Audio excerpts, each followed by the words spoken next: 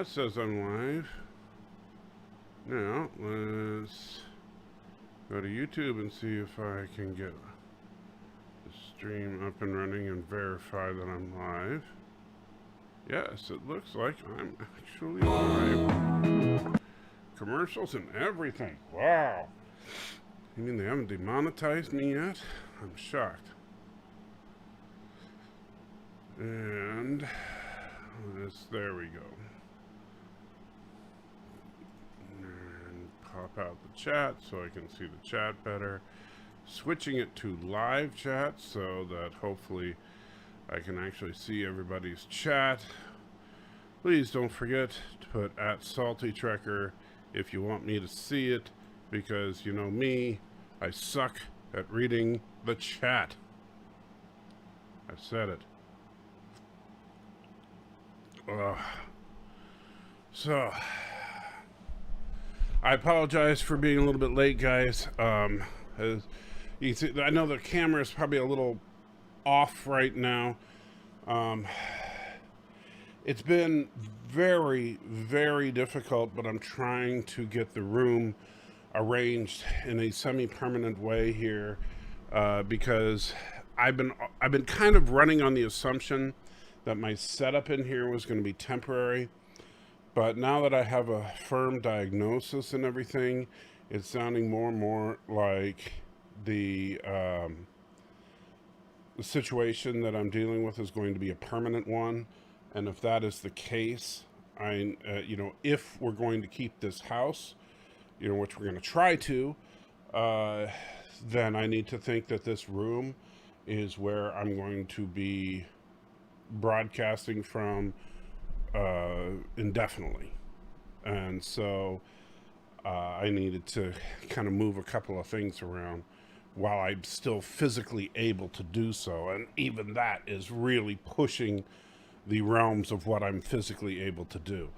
It's going to take me several days just to get what used to take me a couple of hours to do.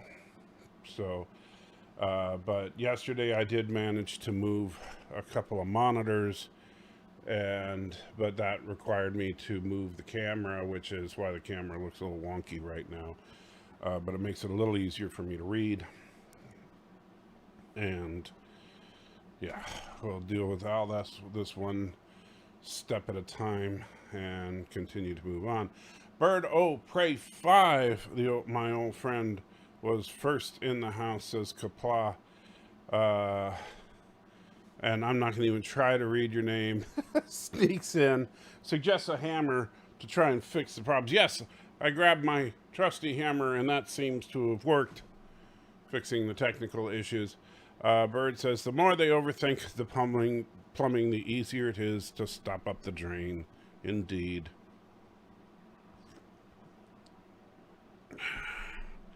Professor Brainy Specs is here, says, Doctor, souvenirs from one surgeon to another.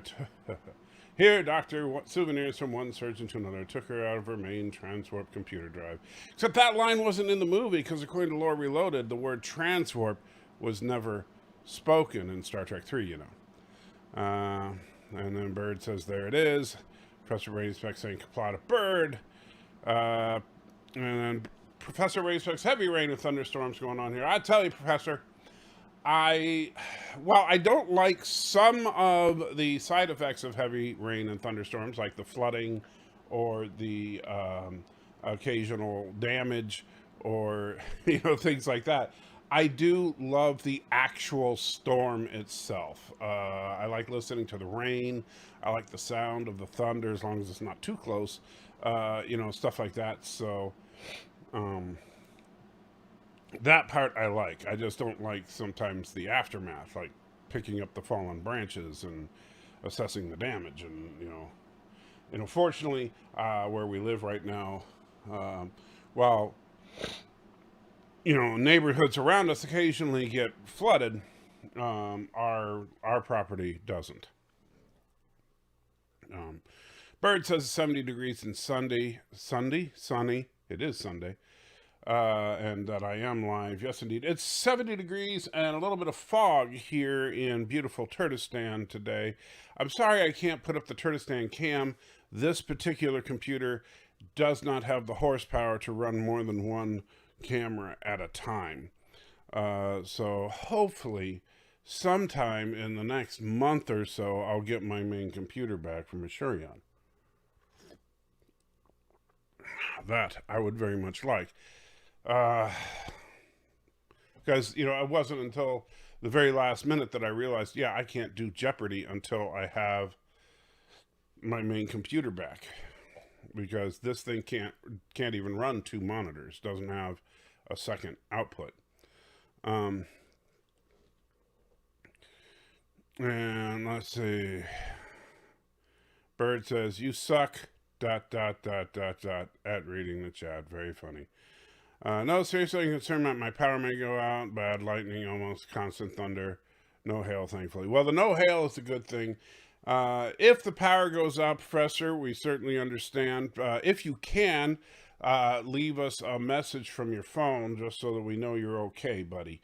But, hey, that's the worst thing about a big storm like that is if you lose power for an extended period of time, that can drive you crazy. It's funny.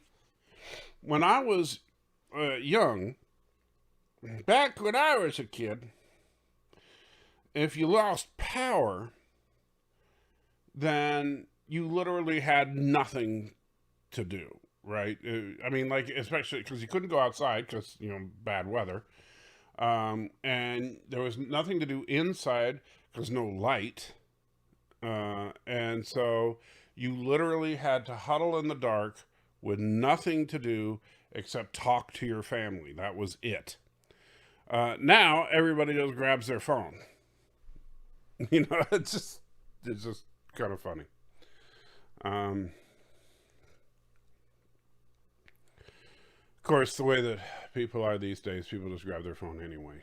They just don't have chargers if the power goes out. So what they do is when the phones get low, everybody runs out to the car and charges it up. Let's see. Pretty sure Transwarp Drive doesn't identify with its original gender. We're probably right, Aberjam, and good morning. Professor Pretty says 1.21 gigawatts or gigawatts. Great Scott.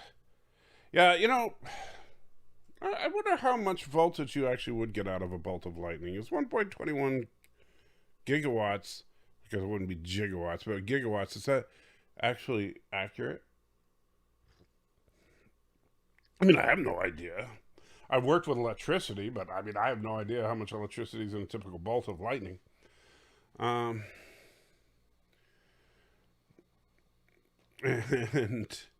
Professor Brady's back saying, "How can it be done, Tom? How am I going to generate that kind of power? It can't be done, can it?"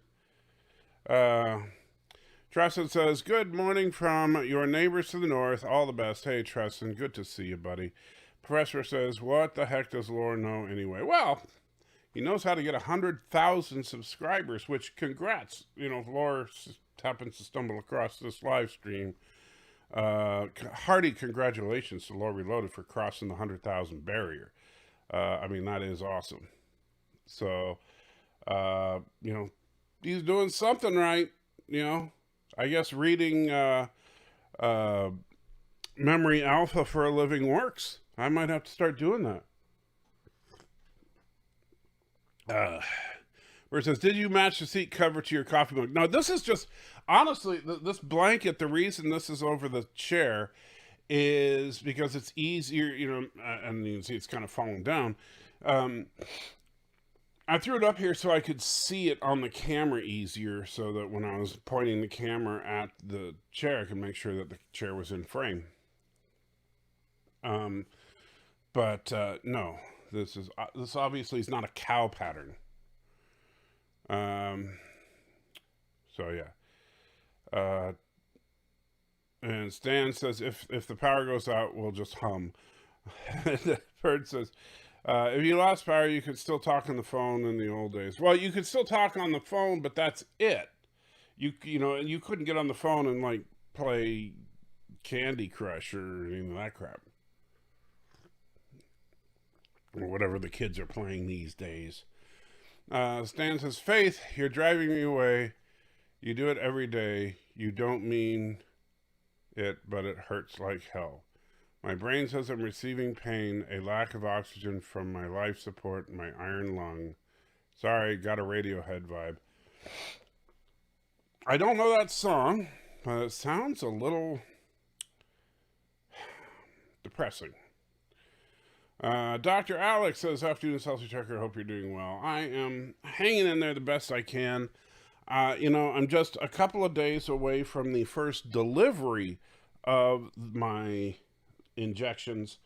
So Tuesday morning, I will be receiving a medical container with dry ice in it and everything, with the drug in it.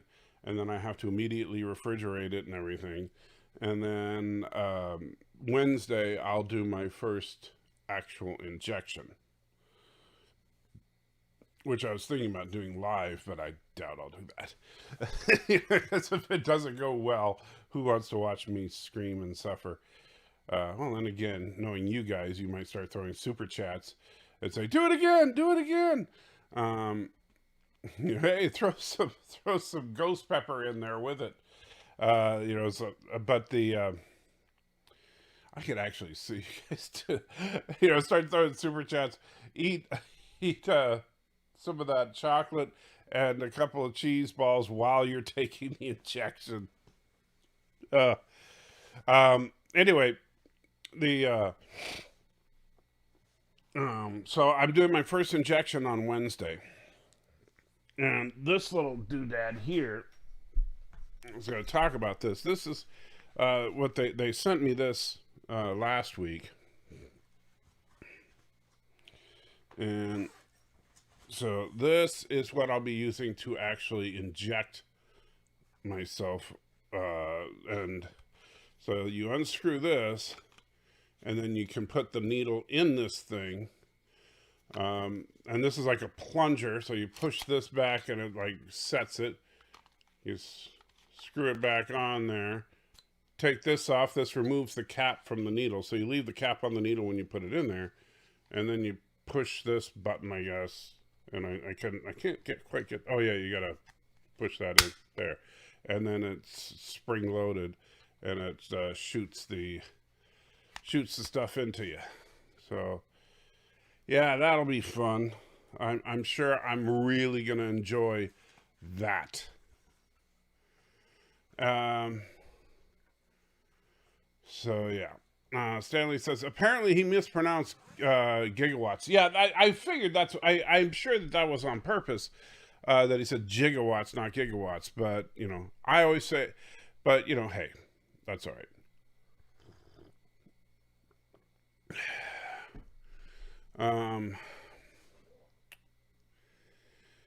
And Average says GIF or GIF. I've always said GIF, but some, if you want to say GIF, that's fine. I don't care. I'm sure in 1985, plutonium was available in every corner drugstore. Yeah, I love that line. In the apocalypse, you'll still be able to listen to vinyl too. Well, only if you have one of those wind-up things, because you still need electricity for a typical vinyl player. Shooting up live, does YouTube have rules against that? I think YouTube would have rules against shooting up with certain types of drugs. But I don't think I've seen, there's actually videos online of people like doing, diabetes medicine and stuff like that. So I don't think there's a problem with that. Professor Rainy Speck says, I hate seeing people in pain. Dr. Alex says, don't waste the dry ice. There's so many cool things you could do with that. Well, I haven't seen how much they package with it, and I don't, so if there's enough left over when they get it to me for me to do something with it. Because like I was thinking, like to make a little dry ice fog concoction that I could put on the shelf for a live stream or something. That would be fun. But so like Tuesday night when I'm streaming with Lore, You know, I could have a little dry ice thing pouring down. Where do you inject it? You can inject it in several well, actually, man, excuse me. There's several different places that you inject: thighs, hips, abdomen, and the back of the arm. And they actually recommend that you rotate through the different areas where you can inject it, because one of the common side effects of this drug is that it kills the fatty tissue underneath your skin. Kills. And so it's a whole process called necrosis. Not a pleasant prospect. Now, it's not harmful per se, but it does create a dent in your skin because as the fatty tissue underneath there dies, The _8_JC $2. I command Pepper Trekker to drip hot wax on you and while so you if you take your inject in the shot. same spot I over and promise over it and won't be over, painful. that becomes Trust me. that can become a real problem. So so to help prevent that side effect, and if you do have that side effect, to help prevent the severity of it, they recommend that you not inject in the same place more than once per week. And you have to inject yourself 3 times per week. So, you know, that's just how they recommend you do it. CD says, hope the injections work well for you. Me too. I'm very nervous about it because I do not like needles. I ain't going to lie. And Professor Brady Speck said, boom, boom, boom. Man, I am jealous of you, Professor. Even if you don't like lightning storms, I would trade places with you right now, buddy. Hope they're not hitting too close, but I do love lightning. You should record some with your phone, put it on your channel. Let's see. You can spin the record and find little pin and cone of paper or something. Well, I guess you can. Of course, that's bad for the record. But spinning the record at a constant 33 1/3 can be difficult. Yes. It's great though, like, because you can, you know, so, you know, you can do things like that. And, you know, you might ruin your sister's favorite record, which I have never done, of course. Aberdeen says the creator of GIF says it's pronounced GIF. However, he doesn't dictate grammar and correct grammar. It's a hard G because it stands for graphic. I don't care. And check time. Yeah, actually, it's on live chat right now, so we're good. It's alive. Yeah, this would be it sounds like, Professor, this would be a great storm for, you know, bringing to life some necrotic tissue, which I may have an ample supply of in the near future. Could use some con blood, apparently. Stan Lee says between the toes, like the high class girls do it. Yeah, I'm not yeah. Well, this is not, and I don't know. I've not seen Requiem for a Dream, so I guess that's a thing there. But this is not an intravenous injection. Did you know you got a super chat? We heard it, but didn't see it. Really? Oh, let me take a look. Let me see. I did not hear it, but let me bring up my dashboard because I didn't think anybody was going to super chat me this morning. Because usually on the Sunday morning streams, nobody super chats me. But yeah, somebody did. Let me bring it up. Hold on. It was the late JC. Well, that's weird. At 3 a.m.? That doesn't even make sense, but I command a Pepper Trekker to drip hot wax on you while you take your shot. I promise it won't be painful. Trust me. Yeah, well, the late J... Oh, no, it was 4 minutes ago. Man, I couldn't read it. I thought it said 3 a.m. It was 3 minutes ago. So, I don't know why I didn't hear it. I command Pepper Trekker to drip hot wax on you while you take your shot. I promise it won't be painful. Trust me. I think I'm going to take a hard pass on that late JC. Yeah, I think I'm just going to not. Well, I know I didn't see it because I was just looking at the chat on screen, but let me rearrange things on here so that there. That way I'll see if something else comes up. But thank you, Bird, for pointing that out to me. The JC left that super chat that says I should have pepper drip hot wax on me while I take my injections. So it is and you guys are nuts.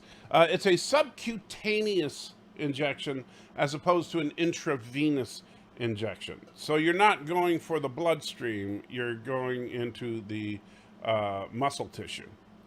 So a big difference. That's why you inject into the thigh. You're not injecting into your arm or something where you're looking for a blood vein.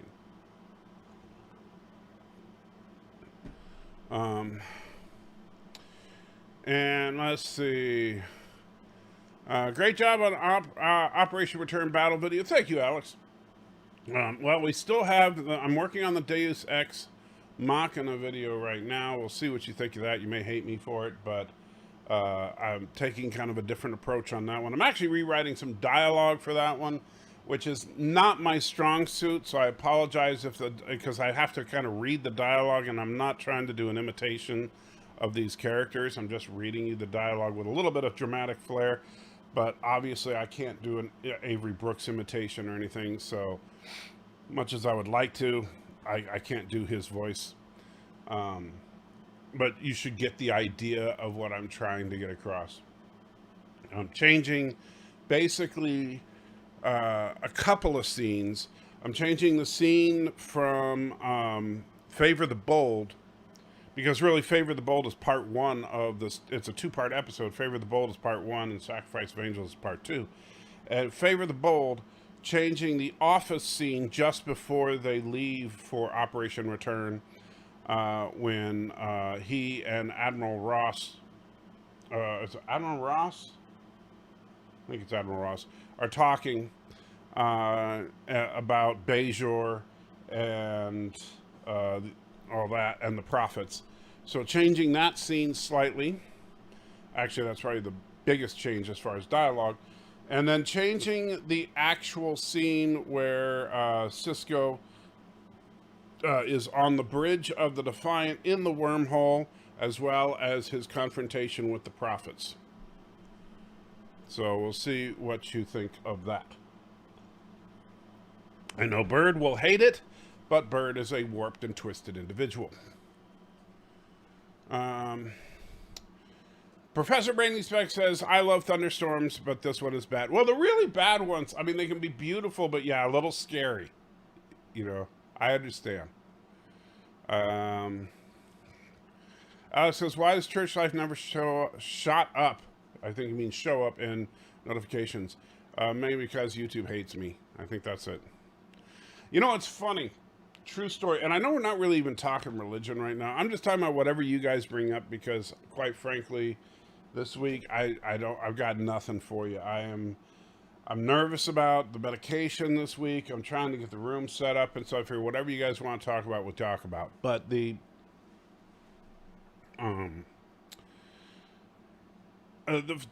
funny thing is, somebody was, people were getting mad at me about that whole DMCA garbage on Monday and Tuesday. And one of the people was talking about, how, horrible I am, and I put out these videos, and so I'm, like losing subscribers because I'm stealing people's content and stuff. And to which I had to laugh at them. I mean, because here's when I look at my subscriber analytics, I know my subscriber count has been hovering around 14,000 for the last year, and I haven't been able to get I broke 14,000. Now I'm at like 13.8, but hovering in that general area. And part of it and is because I've decided that I'm not going to hide the fact that I'm a Christian. And that's the truth, because every Sunday, boop, lose subscribers like clockwork. Every Sunday morning I lose subscribers. And I've had people, including Christians, tell me you should stop doing the church life streams, right? Just don't do it. Stop talking about Jesus. Stop talking about Christianity. Just get that out of, and you know what? From a business standpoint, they're 100% right. But they're also, to me, wrong. I'm not going to change who I am. And one of the core principles of this channel, something that I've said from day one, is that you may agree with me, you may disagree with me, but you're not getting a caricature. You're not getting a guy in a rubber mask. You're not getting a guy pretending to be something. You're not getting a guy who's putting on a show. Well, I mean, technically, I guess I am. But you're getting me. When I'm talking to you, you're just getting me talking about my opinions, talking about stuff. Mostly Star Trek, but just stuff. Whatever we're talking about, I'm telling you my opinion. Nothing more, nothing less. And if that means that I hover at 14,000 subscribers for the rest of my life, so be it. But I'm not going to change who I am just because I'm, it would be advantageous to my subscriber count. That's that's my humble opinion. And I'm not going to call out any of the people that have done that publicly. I will tell you, people who have not done that, Life with Matthew, John DeMarco, Christians of their caliber, they do not say things like that. All right. I want to make that clear. But the people that do say things like that, I'm not going to call them out publicly. I have told them privately that I don't think it's very Christian of them to suggest that I hide my Christianity from the world. But, that's a whole other discussion. And you know what? I could have a perfectly good conversation with non-Christians. I've done it a million times. And in fact, I enjoy having conversations with non-Christians very much. Anyway, excuse me, man. Alex says, do you think the hole in the Dominion lines could have just been the lower density of ships? My headcanon explanation. Well, if you look at, and I'll tell you, the best explanation I've seen for the hole is what John DeMarco posted. And I'm sure Professor Brainy Specs would probably agree with this. What John DeMarco posted in his video, he circles a little area where there's like no ships in one section of the line, right? Now, granted, it doesn't really look like a hole as much as just, okay, there's this little area in the corner where there happen to not be any ships. Sure, that could be it, but if it is, if that's what the fleet was heading for, I still don't buy, and I'm sorry to John and everybody else that wants to be apologists for the episode. To suggest that the Defiant is the only ship to make it through is ridiculous and ludicrous. And if that is a genuine hole in their lines, but only the Defiant could squeeze through that hole, what? I mean, the hole wasn't that small, right? I mean, it was probably quarter mile across or whatever. You could fit, that half that fleet in there. And especially, I mean, we're not talking about ships that have a max speed of 55 miles an hour, right? This is the problem with stuff like this. They just don't understand what they're working with. They don't have a sense of scale. They do things that don't make sense. If this were a land battle, it would make a lot more sense.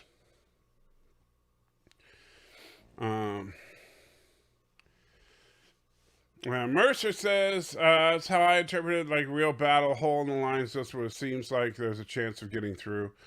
And Ross, let's see, Aberjam says, any Christian who tells you to to stop doing church life needs to go back and read the Bible properly. I agree, but I'm not going to say that publicly about them. So people that say stop with that, even Christians, doesn't make sense. Well, that's the thing. If you don't, and I've told this to people, like I've had people, non-Christians, come onto the church live streams and say, hey, I don't want to hear this crap about religion. And to which my answer is, great. Don't come to my Sunday morning live streams then. You know, honestly, if you don't want to hear me talk about religion, and generally, even like right now, we're talking more about Star Trek than we are about Jesus, right? But, you know, if you don't want to hear me go on and on about religion, don't come on Sunday morning, but you can join me when I'm talking, because you know what? Guess what? Lore Reloaded and I don't talk about religion. You know, Deej and I on Wednesday don't talk about religion. Even Life with Matthew and I on Fridays, both of us, you know, outspoken Christians, don't generally talk about religion much on our Friday nights. You know, when we get together and watch movies, we're talking about cheesy movies. So if you don't want to hear me talk about religion, just don't come Sunday morning. That's all you got to do. But yeah. Alex says, how about today refuting the main Gnostic argument that you cannot reconcile the angry God from the Old Testament and the kind God in the New cannot be the same God? I like that you're a straight shooter. Generally, BTW when people miss the joke in Orville Pilot when Kelly says the lab is holding pizza party and the krill are invited. Case, I cannot Everyone on Orville reconcile believes this, despite Mercer saying they your wouldn't angry believe the dad, krill came in peace. who was mad at you for not cleaning your room, and your loving dad who goes to work every day to take care of you and put food on the table. They couldn't possibly be the same person, right? Because someone can't be angry with you and still love you, right? And by the way, let's not forget the very basic fact. And let's see. Oh, I'm sorry. I guess there was thank you so much. I didn't, and, you know, I don't know why I'm not hearing the audio in these super chats. Let me put my headphones on and see if that helps.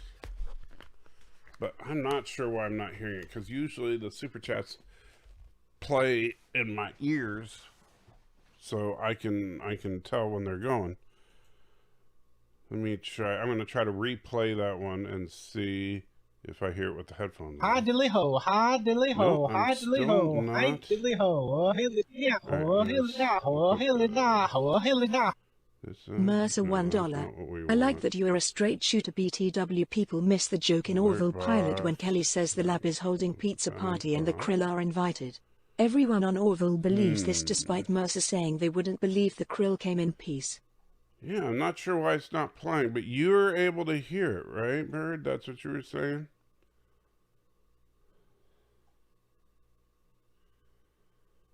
Hi diddly ho, hi diddly ho, hi diddly ho, hi diddly ho, hilly da, ho, hilly da, ho, hilly da, ho, hilly da. The _8_JC $2. I command Pepper Trekker to drip hot wax on you while you take your shot. I promise it won't be painful. Trust me. Let's see. Default speakers.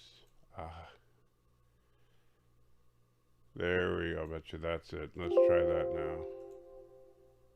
Hi diddly ho, hi diddly ho, hi diddly ho, hi diddly ho, hilly da, ho, hilly da, ho, hilly da, ho, hilly da.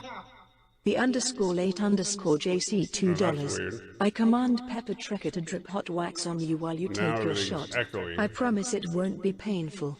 Trust me. Alright. So, is it echoing for all you guys now too? Probably. Let's go back to the audio settings.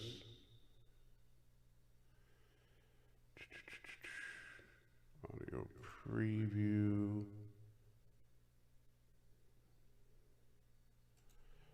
And what are you saying there? Yeah, it's all echoey. Thank you. Microphone, mono mix.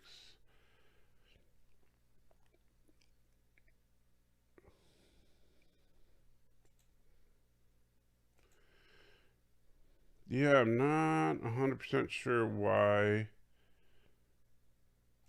it's doing that. Let me see.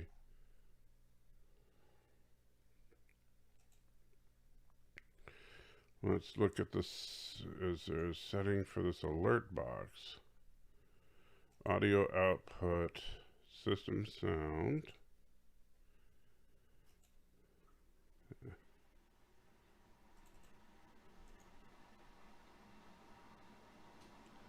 Let's see, original source, blah, blah, blah.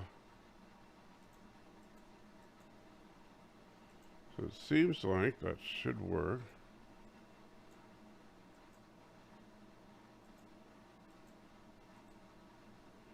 Reload and scene ender, blah, blah, blah. Original source, ultra. Yeah, that doesn't make sense.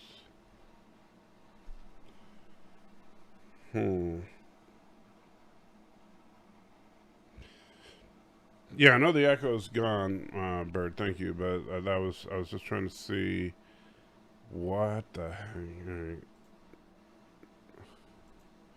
See, so if I play it now, Hi diddly ho, hi diddly ho, hi diddly ho, hi diddly ho, The _8_JC $2. I command Pepper Trekker to drip hot wax on you while you take your shot. I promise it won't be painful. Trust me. I'm sure it's some really basic setting that I screwed up. Let's see, open sound settings.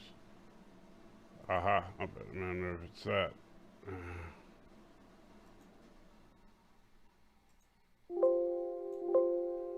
Alright. I don't know if that'll help. Hi diddly ho, there hi we go. diddly ho, hi diddly ho, hi diddly ho, Mercer $1. I like that you're a straight shooter. BTW people miss the joke in Orville pilot when Kelly says the lab is holding pizza party and the krill are invited.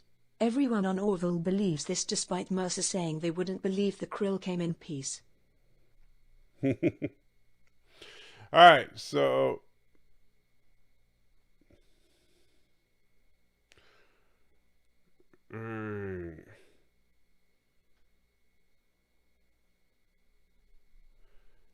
excellent. Now, excellent. We actually have it working. So thank you for your patience, guys. So it was just a Windows setting. Moving stuff. You know how it is? Like you move stuff around and little things get disconnected and you reconnect them, but then Windows like changes the defaults for everything because, oh, wow, you disconnected that. I'm just going to switch the default to this thing over there. You reconnected it. I'm going to leave the default on this other thing. You know, that's what Windows likes to do. So it changed the audio defaults to where it wasn't playing the output to there. So I apologize. Let's get back to it. Anyway, so Alex, I don't know if that answers your question about reconciling the Old Testament, New Testament God, but I know that sounds really basic, but that's the problem. It's that simple. How do you reconcile the same dad that punishes you and sends you to your room because, you know, you're in trouble, and the dad that loves you and works his butt off for you and takes care of you and puts food on the table? How could that possibly be the same guy? That's how I would answer that question.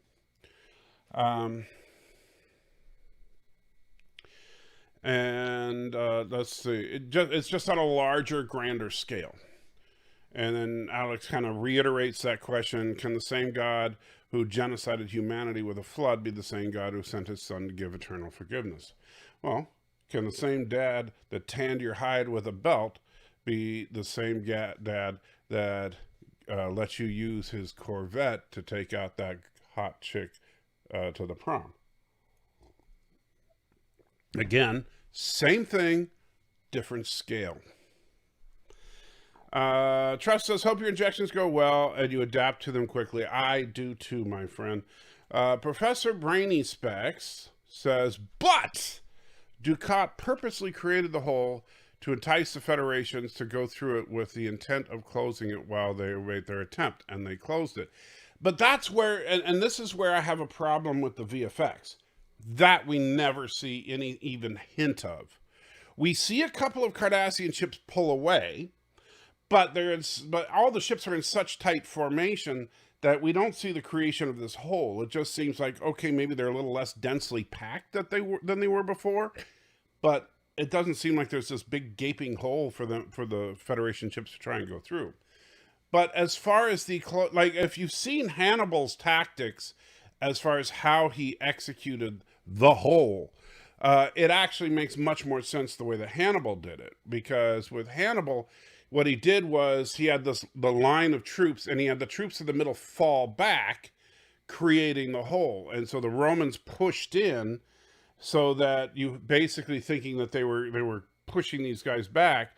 And then as they fell back, they had troops hidden on the side to come in on the sides, and then the troops that the Romans pushed past closed up behind them, and they surrounded them on all four sides with that. Brilliant tactic. Nothing like that here. Instead, they just said, oh, I'm going to open the hole and crush them. And we never see that. They just talk about it. And they do that a lot in Trek, where they just kind of tell us that things are happening. And I understand budgetary restrictions. I get that. Budgetary restrictions were a big problem in the original series. But you work with what you have, and you try to try to make it dramatic, rather than try to make it dramatic through just telling us dramatic things. That's, granted, like I said, I know that I disagree with a lot of people on this. I know Sacrifice of Angels is a sacred cow to some people, but you know me, I have no sacred cows. But I do like steak.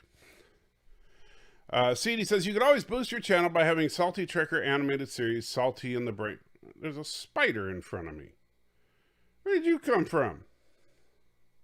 Well, I mean, from the ceiling. What do you think you're doing? Seriously? Where are you going? You're like a little spider, just slowly heading... No, you stopped. What do you think you're doing? You think you're going to just build a web right in front of me? You know what would be hilarious is if it built a web in front of my webcam. That would be freaking awesome. All right, so... all right, so and now the spider is going back up. You guys, I'm sure, can't see it, but now the spider's going back up. It's like right there. Okay, now it's stopped again. What the heck are you doing, little spider? I'm just tripping on the spider here. I've never had a spider just like hang in front of me. He who controls the space controls the universe. Here's an idea. Let's go through that tunnel made up of enemy ships. Captain Sisko. There you go, Andy. Yeah, it seems kind of like what the plan was. It's like, oh yeah, there's a tight tunnel made up of enemy ships, and we're gonna go right through it. Man, I wish the resolution on the camera was better, because there is a spider literally like right there. And I'm sure you guys can't see it, and you're probably thinking that, Trekker's crazy. It doesn't... I'm trying to see, is it a spider, or is it... Yeah, 1, 2, 3, 4... Trying to count its legs. I'm trying to see if it's a spider or a daddy long legs, but I think it's a spider. Yeah, it's got 8 legs. Anyway. Anyway, Salty in the Brain, Salty Races, Teenage Mutant Salty Turtles. Hey, I like the Teenage Mutant Salty Turtles. That would be fun. And Professor Brainy Specs alerting me of the super chat. But see, that time it worked. And thank you, Indie Tiger. I do appreciate it, buddy. But yeah, I do think that that's what it felt like to me, is that at best they went through a tunnel made up of enemy ships, taking enemy fire from every conceivable direction, and kabam. He who controls the spice and it just didn't make sense. Universe. Cisco did send some ships to attack the flanks. He sent and he sent Galaxy Wings 9-1 and 9-3 to attack the Gaylord class destroyers that they saw. And that's the funny thing, because it seemed like, so the Gaylord class destroyers looked like they were moving into a position to do exactly what Hannibal was trying to do, which was to hit them from the sides as they went through this hole that had been created that we never really got a clear picture of. And so we do see that. And from what we can see, a Galaxy Wing is 2 Galaxy class ships, because each Gaylord class destroyer was hit by 2 Galaxy class ships. It doesn't look like they were hit by any other ships. And let's be real, 2 Galaxy class ships against a single Gaylord class, scratch 1 Gaylord class. So that shouldn't be too bad. And in fact, it doesn't even make sense that was the trap, was a couple of Gaylord class destroyers. Why not have 10 Gaylord class destroyers on either side? If the Dominion fleet outnumbers the Federation fleet 2-1, which is what they said, we know that there's 1,254 Dominion fleet ships, and they said that that's a 2-1 advantage, so the Federation fleet is somewhere in the neighborhood of 600 ships. Why one ship on either side? How is that a trap? What's one ship on either side going to do to a fleet of 600? That doesn't make a lot of sense to me.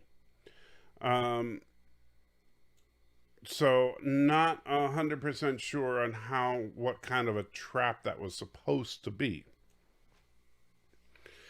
Aberdam says, could you tell us, using graphs and charts, whether you are pre, post, or mid-trib, and why? Could I? Yes. Will I? Probably not. Because I don't have, I wish I had After Effects still. I miss After Effects. That's the one thing that I miss after switching to. And I see, that spider, it looks like it got a little bug or something, because it looks like it's wrapping it up with its silk. I mean, this is actually, now it's climbing back to the ceiling. Well, good job, Mr. Spider. Hope you enjoy your snack. Anyway, I think that the problem is that making, especially animated charts and graphs, you can do it in DaVinci Resolve, but I'm still trying to learn it. I'll learn it eventually. Mercer Fleet Analysis $1. So Cisco knew the hole that would be created would not be too obvious. It was just a less dense area than the rest of the line. It was all about how they were maneuvering. If there were ships moving away from an area, they would not be able to get back. We see, here's the problem with that, Mercer. And don't get me wrong. I'm not saying you're wrong. I'm not saying that even John DeMarco or Professor Brainy Specs is wrong. But what you're doing is you're basically filling in the gaps for the writers and visual effects department. You're saying, oh, well, this is obviously what it is because it's not what they show us, but that's what would make sense in order to make everything correct. You're throwing it in assuming that everything is good.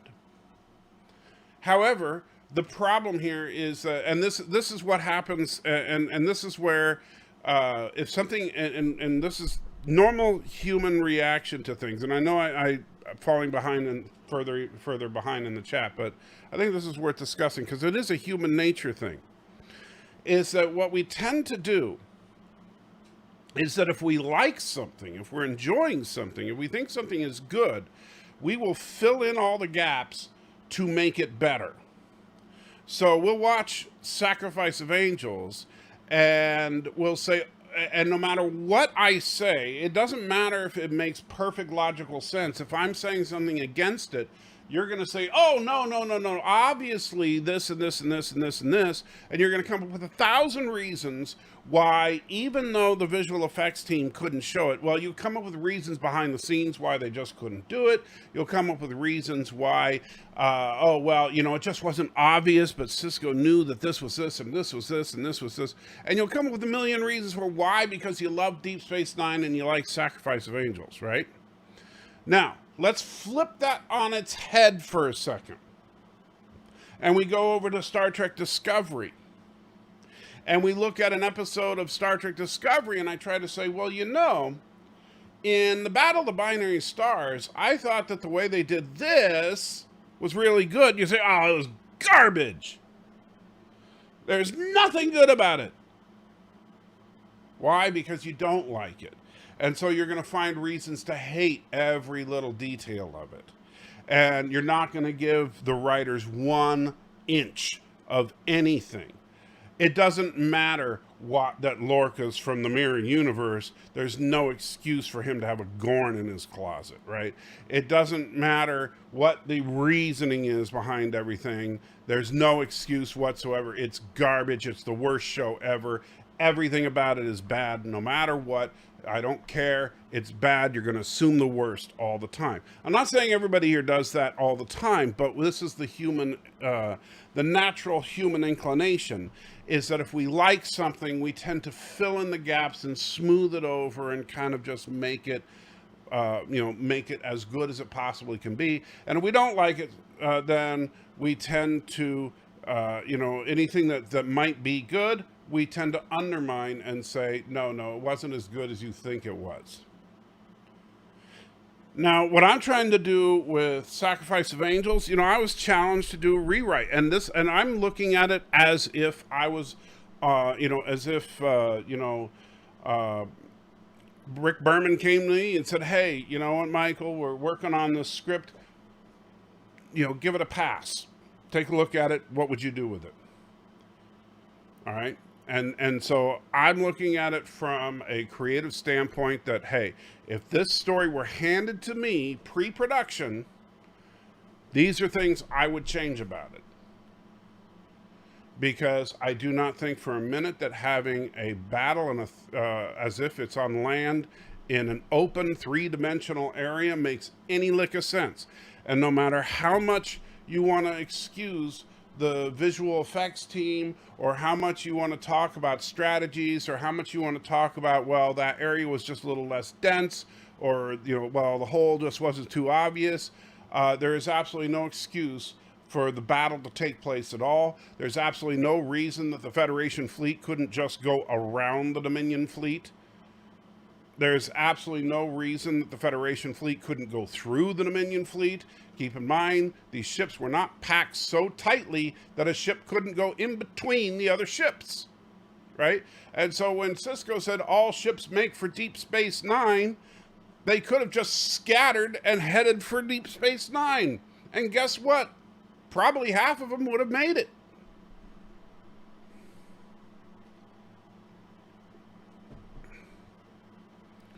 So, yeah, that's my take on it. All right, let me try to catch up a little bit on the chat. Average M says, I already read that. So, as far as tribulation, I will tell you that I try not to speculate. I'm a non-speculative trib. Alex says, are you aware that Bradley Cooper almost played Lucifer in an adaptation of Paradise Lost? It would have done similar to Beowulf with motion capture suits. Well, and I'm glad they didn't do it because I don't like that style. I wouldn't mind seeing a big adaptation of Paradise Lost, but you could do it live action. And let's see. Bird says, we hear it on you. Oh, yeah, that's what I was messing with the audio settings. Press brain space. Yes. All right. So, Now I know how the Puerto Rican guy felt when my super chat interrupted him. Bird says, it's okay. We just won't super chat. No worry. Bird, don't be bad now. Alex says, dear Salty, are you aware Bradley Cooper? Okay, I already read that. Average Jab says, where did the flood water come from? If you're talking about the Noatic flood, depends on if you're a flood literalist or not. To me, it's irrelevant. That's one of those debates, kind of like the young Earth, old Earth, that I think is an irrelevant discussion.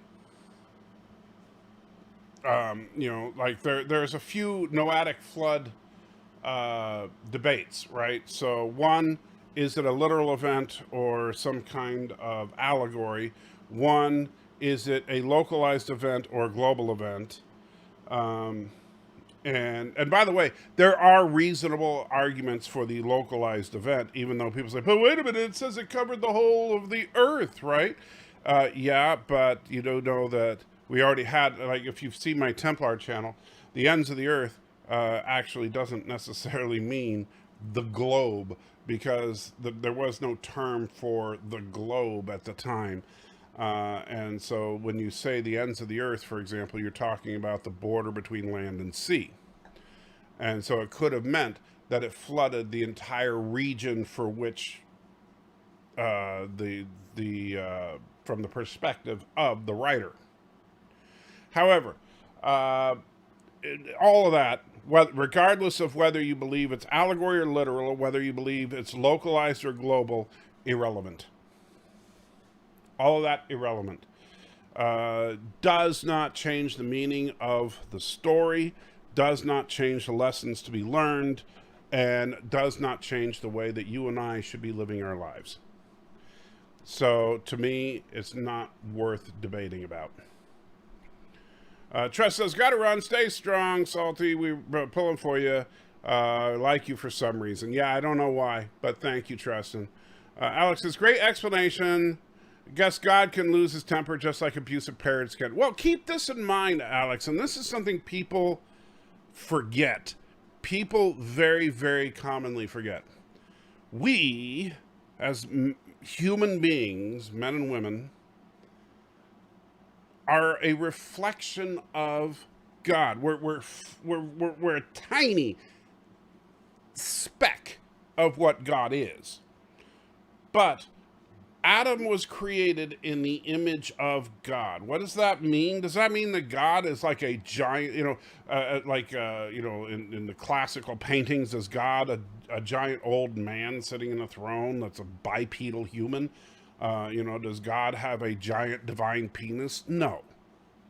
What it means is that our minds, the way we process, the way we think, the way that we are, is a reflection, an infantile, if you will, reflection of the divine. And as such, God has the same feelings as we do, which means that God can feel the same things that we can, and that does include anger, but it also includes love. And so I think that, unfortunately, we get so into the churchy talk of things like God is love, and we forget that, because, another thing you could say, moms are nurturing. Well, they are. And moms are the most nurturing creatures on the planet. But don't piss one off. So, there's, just because God is nurturing doesn't mean that, you can't get in trouble. And the difference is that when God is angered, it's what we refer to as a righteous anger. It means that God is correct in his anger. God doesn't get irrationally angry. What God does not do is get irrational. Alex says, Salty Trigger, do you think it's conceivable that Noah's family had to fend off Paleosaurs and I can't pronounce the other one. I'm horrible with dinosaur names. Is it conceivable? Sure. I'll say it's conceivable. Jordan says, at least Sacrifice of Angels has a variety of ships, unlike the massive standoff at the end of season 1 of Picard. That is true. You do see Galaxy-class ships, Excelsior-class ships, Miranda-class ships, Akira-class ships. I'm trying to remember if we saw steam runners in there or not. But honestly, I was a little disappointed because you would think at that point in the Dominion War, we would see less of the Excelsior Mirandas and more of the steam runners and Akiras. But, that's just me, maybe. Alex says, if you keep going, you will become the SF Debris of rewrites. Well, you know what? I'll keep doing it if people watch them. Because I enjoy doing the rewrite stuff. I really do, because that's where I never thought I would get into writing until I was forced to take it in college, and then I found I had a flair for it. And in fact, and comedic writing in particular, because it was funny because... no joke. I had this in this creative writing class. I can't remember the name of the professor. I wish I could, but my memory is one of the things that I've been struggling with lately. However, in this, the professor that I had, nobody ever got an A out of this professor. Nobody. This was one of those professors that, you misspelled one word on a paper and it's like, C, best grade you're going to get, right? So there was this was not, this was a professor that if you got a B in their class, you were on, right? And so I became the first person, and as far as I know to this date, the only person to get an A+ on a paper from this professor. And the paper was very basic, the assignment. The assignment, we had to write, and this was a creative writing class, and we had to write a thesis paper. And so, now a thesis paper, as defined in this class, was an argumentative paper that you had to construct a thesis, which you have to explain in the first paragraph of the paper, and then you have to support said thesis in the subsequent paragraphs. And then, of course, in the final paragraph, you have to offer a conclusion as to why your thesis is correct. And so the name, and I'm not making this up, the name of my paper is Everyone is an Idiot. That was the name of my paper. And then I opened the paper, and unfortunately, I did have a copy of the paper on my computer that died, but now it's gone. But the opening of the paper went something to the effect of, everyone is an idiot. This is the thesis to my paper. You may be wondering why I'm saying point blank what the thesis of my paper is, but it's because if my thesis is correct, then there's a significant chance that you don't understand what a thesis is, and therefore I have to explain it to you. And I go on to give plenty of examples of people just being stupid in everyday life, and got an A+ on the paper. And in fact, the professor said, wow, I can't believe you actually convinced me that I'm an idiot. So, and that's actually why my professor gave me the A+, is because I was able to convince him that he was actually an idiot in the terms that I define things in the paper. Marcia says, when they all charged and you see the shot of all those ships charging, and I was excited. Oh, yes, great shot. Completely impractical, but great shot. And the distances they show in the space fights was way off. They measure distances to another ship in thousands of kilometers. Yeah. Now, I can forgive them and this is the problem, is that thing where I was kind of talking about the human nature aspect.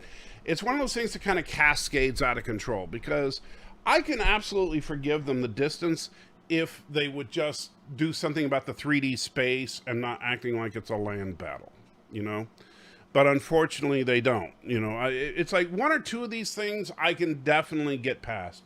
All of these things snowballed together drives me crazy. What is this globe of the earth you speak of?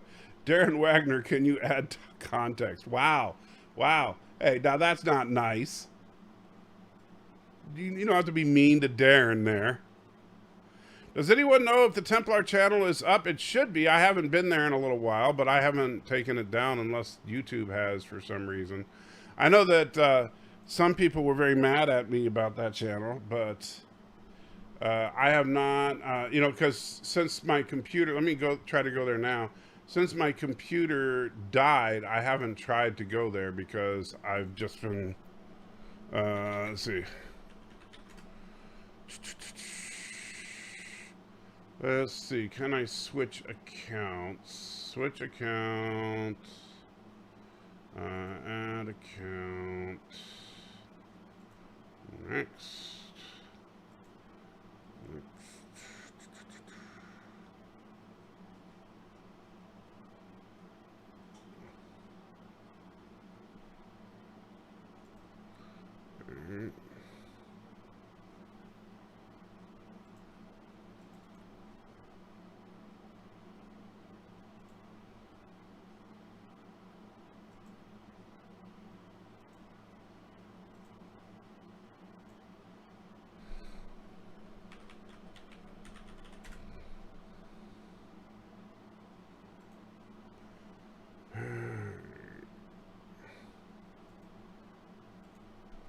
And of course, I gotta do verification code sent to my email, blah, blah, blah.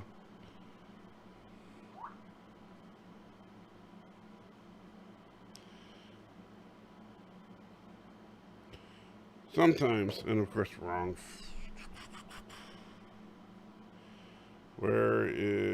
There's my email.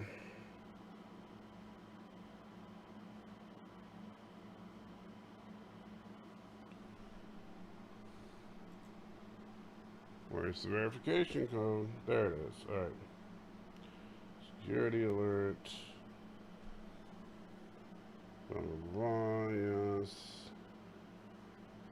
No, security alert. No new device signed in.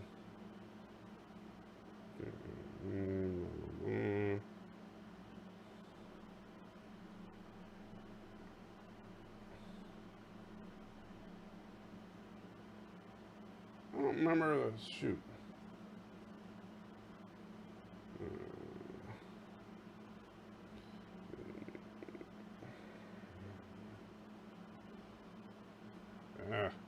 Man, I hate this. I can't type anymore.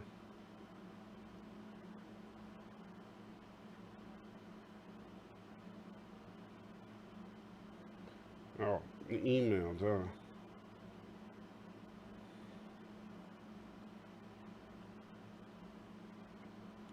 Alright, so it's not going to let me do it that way. Let me back up.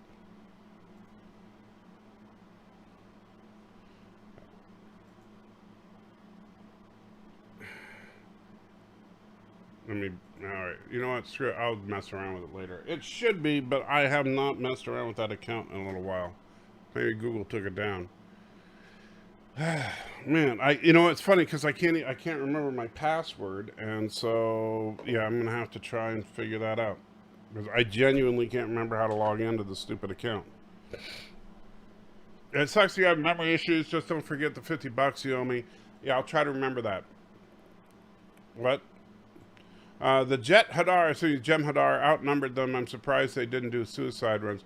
Well, that's I think I mentioned that in the video. The Jem Hadar could have taken out the fleet very quickly with some suicide runs, and the Jem Hadar showed when they took out the Odyssey that they're not beyond that. And a single Jem Hadar fighter can take down a Galaxy class with a suicide run. So why didn't they? Who knows? Reasons.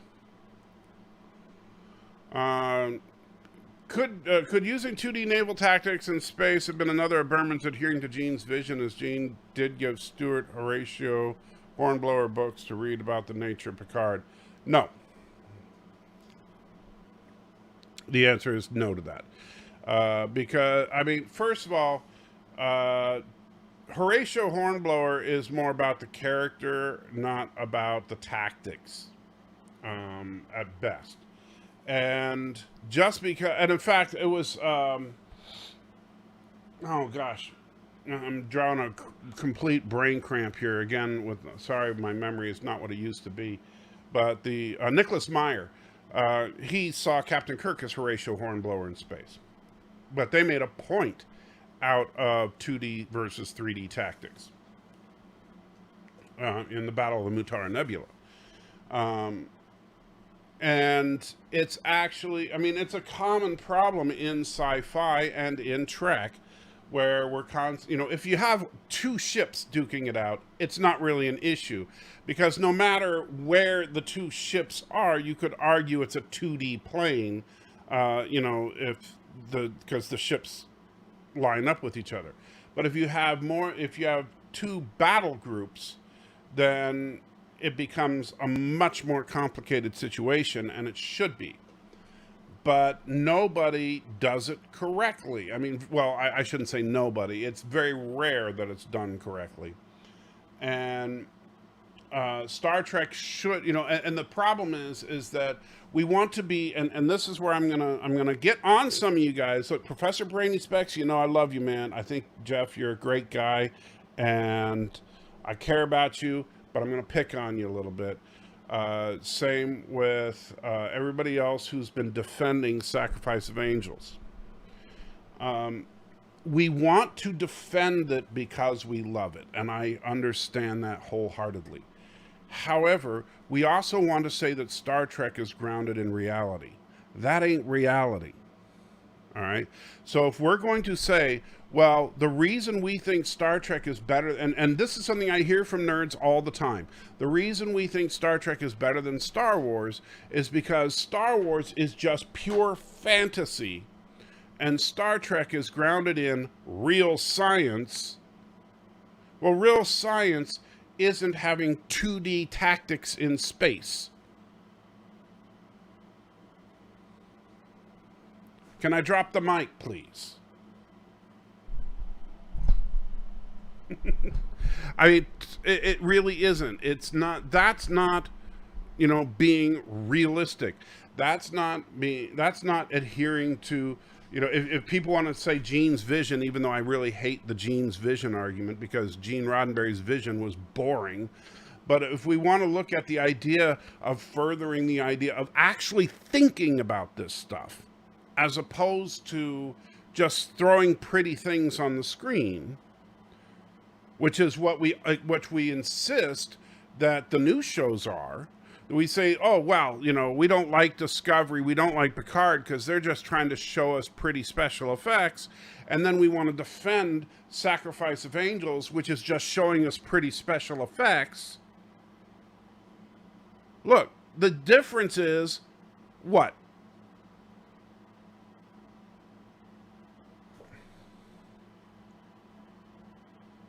I mean, okay, so we like Cisco better. I get that. Cisco's a more likable character. But at the same time, we're defending, we can't defend one or attack the other. Because we can't, if we want to say that the new Trek is all style and no substance, and then we want to defend stuff like Sacrifice of Angels, there is a disconnect there. I'm sorry. There just is. And I'm just being honest about it. I know that, and look, don't get me wrong. I am not saying Sacrifice of Angels is a garbage pile, and I'm certainly not defending Discovery. But, because the problem is Discovery, the entire series is that. With Deep Space Nine, I think Sacrifice of Angels exemplifies that problem in that series, and it's not that bad in that episode. So, there's a big difference, but we still got to be careful about what we're attacking things for and defending things for if they both have that problem. And it's okay to admit fault in things that we love. I love Deep Space Nine. Deep Space Nine, and I've said it before, is absolutely, without a doubt, my second favorite Star Trek show. I think that Sisko is a badass. But I think Sacrifice of Angels is a very flawed episode. Alex says, if Noah's family did dispatch attacking plesiosaurs, which weapons would they use? Arrows, oars, molten lead, Gilbert Gottfried's voice. I think Gilbert Gottfried's voice would be the most effective, but I'm thinking laser eyes from God. Sorry, I just couldn't resist. Per Dennis Prager, male terms are used for God because humans respond with respect to father figures, especially boys who need father figures in their lives. Thoughts? I don't care what Dennis Prager says. I say I use a male term for God because if you look at the Greek and Hebrew, that's what's in there. If, honestly, if God... If the terminology for God said she and her in the Greek and the Hebrew, I'd say, she and her. People that honestly, it's one of those things that, like, I know people like to say, call God she because, they more or less just do it to slight Christians, I think. I do it out of respect for what the book says. And, I'll start calling God she as soon as God tells me to refer to her as she.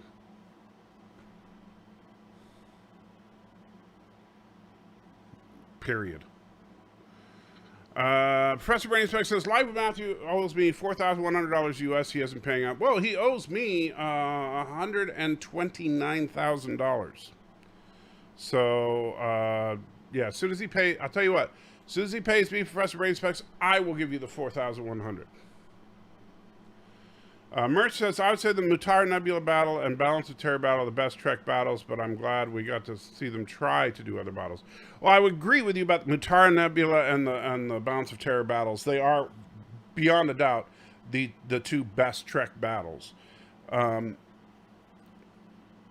mean, I don't think there's really any doubt on that. But the problem with these big, we want to see big glorious battles, but we don't want to see big glorious realistic battles. But then we want to tell people the Trek is realistic, even though it's not. So,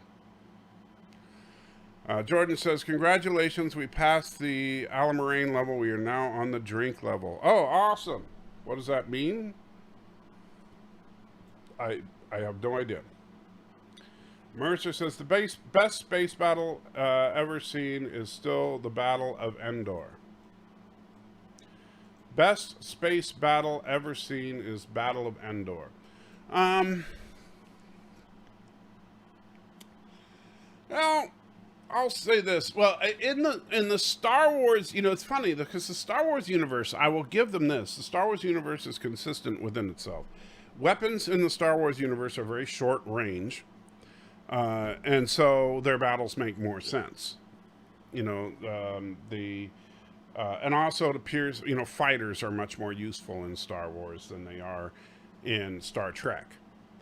And that's why, I know people like to say, oh, look, Imperial Star Destroyers would crush the Federation. It's like, no, because, the Federation would shoot the Star Destroyers down from 100,000 kilometers away, battle over, since the max range of a Star Destroyer is about 12 kilometers. Or actually, more than that, I'm sorry. It's more like 60 kilometers. I think Imperial weapons have a max range of about 60 kilometers.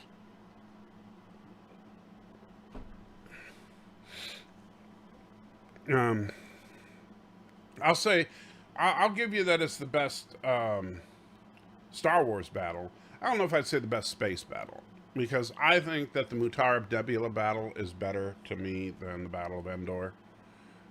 Even though the Battle of Endor is more exciting. But...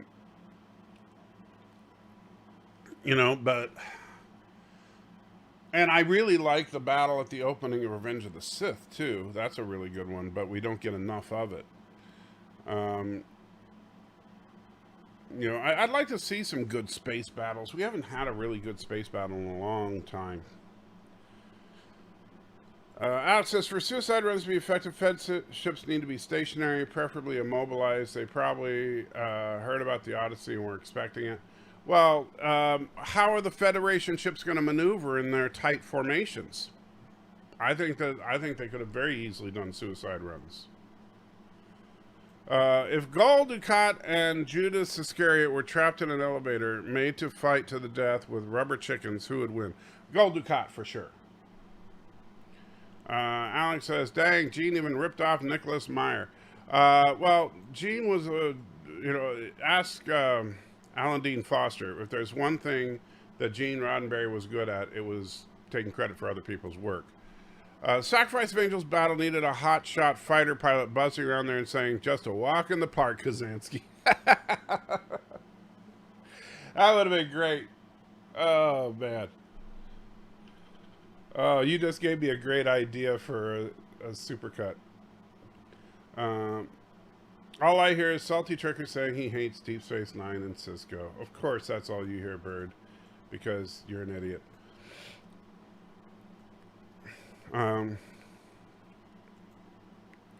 Which episode was Mutarda? Yeah, that was Wrath of Khan. The only thing I fault Sacrifice of Angels is the reason the battle happens where it does. You're right. You should have flown around the Dominion fleet at warp. Well, yeah, the battle shouldn't have happened at all. I think it would have been more interesting to have the battle at warp, like I suggest in the video. I think that would have been much more interesting. What's your favorite scene from Highlander? There can be only one. Just every time he said that. The drink level is when they're in the game, they enter the room full of the drug mist, and they're told to drink over and over. Oh, yeah, I remember. It's funny you should say that, Jordan. I actually watched that episode, like, yesterday. I just, for some reason, I didn't connect the dots as far as drink level, because I don't think they call it the drink level. But, yeah. Tommy says the Force would F stuff up in a battle with the Federation. Wrong answer, Tommy. The Force would be very easily dealt with by Federation badasses. Very overrated tactic from Star Wars fans. Indy Tiger says the Ultimate Computer was on last night. This is a decent space battle between the Enterprise and Commodore Wesley's attack group remastered version. I do like the Ultimate Computer, but I honestly think it was better in the original version, where they didn't kind of try to overdo it with the visual effects. Jordan says we should have more battles like Babylon 5. Unfortunately, I haven't watched Babylon 5 in so long, I don't really remember the battles. And since some people don't want me to rewatch it, I can't rewatch it. You don't like Star Trek Discovery space battles where there are just thousands of little ships zipping around so fast you can't tell what the heck is going on. Yeah, for some reason, just not a fan. Professor Brainspec says, Identity Part 2 space battle from the Orville was recent, really well done space battle. Yeah, I was thinking about I want to rewatch that to kind of do a comparison. Mercer $1. The Identity battle in Orville is basically the same battle as Sacrifice of Angels, right down to the Krill arriving to help. Just like the Klingons, I liked the fact that they were both just as exciting. I'm going to re-watch that, and you know what? I may do that as a... In fact, you know, now that you got me thinking about it, I may do that as a follow-up to the Sacrifice of Angels rewrite as a comparison to see have we learned our lesson with the Orville. If Gene Roddenberry was always taking credit for other people's work, how could one accurately describe him? Could one accurately describe him as a hack? No. First of all, I don't use the term hack when describing professional creatives, because I think to use derogatory terminology like that is to show that you can't make your point. Gene Roddenberry, if you look at, and he's not a complete hack, if you look at what he was able to create There are a couple of good examples of what he was able to do. You can look at The Cage, the original pilot, The Cage. He had a lot of creative control there. You can look at the first season of Star Trek The Next Generation. He was the showrunner there. And so you can see what Gene Roddenberry's vision of Star Trek was. And it was generally an all-white cast. It was very homogenous. He did not believe in interpersonal conflict at all. And that's a well-known thing, that he thought that characters should never, ever disagree. He absolutely would despise the idea of McCoy and Spock fighting. He despised the idea of he would not have approved of Kira and Sisko fighting. He does not like the idea of main characters actually disagreeing on anything. And particularly human characters. And so he just felt like his characters were all just basically holding hands and singing Kumbaya, and aren't we great, and the future is awesome, and we don't, blah, blah, blah. And that's what we got in the first season of TNG and in the original series episode, The Cage. And they were boring. They were insanely boring. So if that's what you want in your Star Trek, there you go.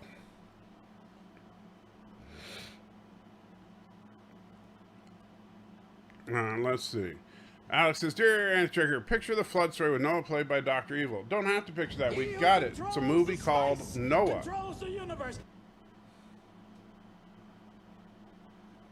And why don't I hear it?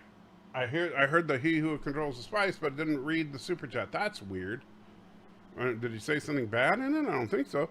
So Alex says, "By the way, I stand corrected. Gene Roddenberry only ran TOS first 10 episodes according to Captain's log, and he was burned out. Let Kuhn run it." Actually, Kuhn ran it before, earlier than that. But yeah, Gene Roddenberry did not run the original series. If you look at the original series, the vision that was the original series was not Gene Roddenberry. It was Gene Kuhn and Dorothy Fontana. That's the vision of the original series, not Gene Roddenberry.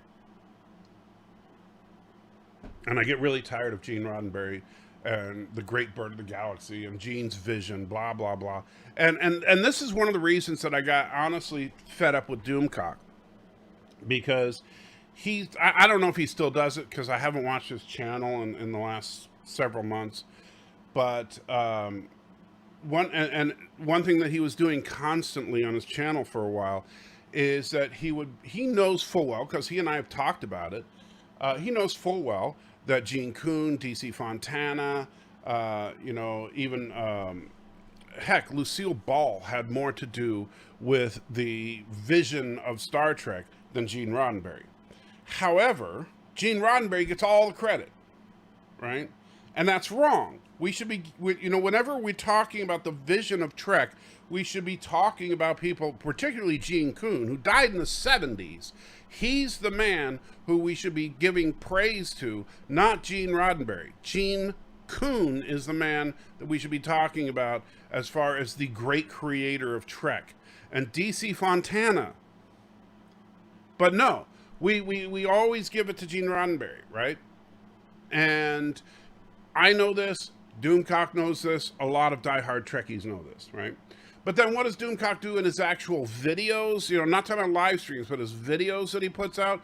"Oh, this is an affront to the vision of Gene Roddenberry," right? He does it himself. He puts forward the crap where people believe that somehow this is an affront to the late, great Gene Roddenberry. Well, F that crap. Gene Roddenberry was all after one thing and one thing only, to get rich. Even though he was against capitalism, apparently. Whatever.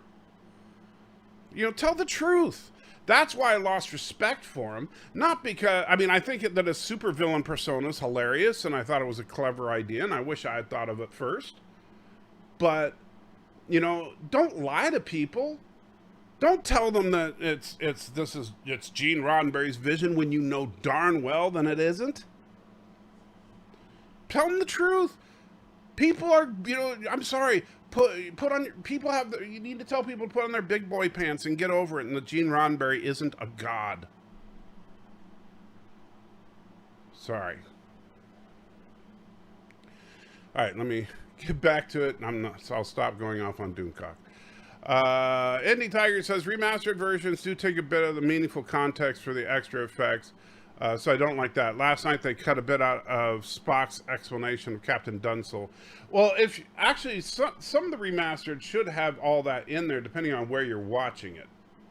If you're watching it on TV, stuff is cut for syndication. But if you're watching it on Paramount Plus, you should get everything. The salt must flow, says Tupian. Alex says, Dear Solid Trek, what's your opinion of Russell Crowe Noah film? It is absolute garbage from beginning to end. I showed, it was funny because a couple of weeks ago on Movie Night with Matthew, I showed Matthew like the first 10 minutes of that movie, and I thought he was going to commit suicide just from the first 10 minutes of that movie. It is so bad. It is straight up blasphemy. That movie is horrifically bad. It is probably the worst biblical film ever made. A lot of people scoff at Last Temptation of Christ, and along comes Russell Crowe's Noah and says, hold my beer. And yeah, the salt must flow, salty beings we are, not this sweet matter. Alex says, Lucille Ball's Star Trek was about celebrity vacations. I'm not sure what you're saying there, because Lucille Ball actually is the reason we got Star Trek in the first place. We would not have Star Trek without Lucille Ball. She had more to do with it than Gene Roddenberry. Controls the spice, controls the universe. And people don't realize Berman did a lot to build up the Roddenberry cult, as every Star Trek magazine would sing his praises. Berman was using it to keep his own power. I think that Berman was using it to, here's the problem, is that, so Roddenberry, during the, after, when Star Trek started becoming a phenomenon, in the 70s, during syndication, Star Trek conventions started happening. All of a sudden, people were becoming Trekkies. People were dressing up before there was such a term as cosplay and stuff. And, it started becoming a real thing, and then, to the point where they were going to make a movie and all this. And so Roddenberry very quickly realized that the Star Trek thing had some mileage on it. And so he started pushing the fact that he created it. Because he did, in all honesty, he created the core concept of a spaceship show that was going to basically be a procedural show, but instead of, being like a police station or whatever, it was going to be set on a spaceship. That was basically it. And then, and of course he sold it as, and the funny thing is, and this is another one of the big lies out there, and I'm sorry, it's like, I heard Lore say this in one of his recent videos, and I wanted to slap him, but I also want to slap Doomcock and Nerdrotic and others that have said this, which is like, oh, Star Trek was meant to be a wagon train to the stars. Straight up lie. Straight up lie. Now look, I'm not saying Lore is lying. I'm saying that phrase was a lie. It was a lie from Gene Roddenberry, and Gene Roddenberry admitted it. If you watch, and it's on YouTube, you can search it out.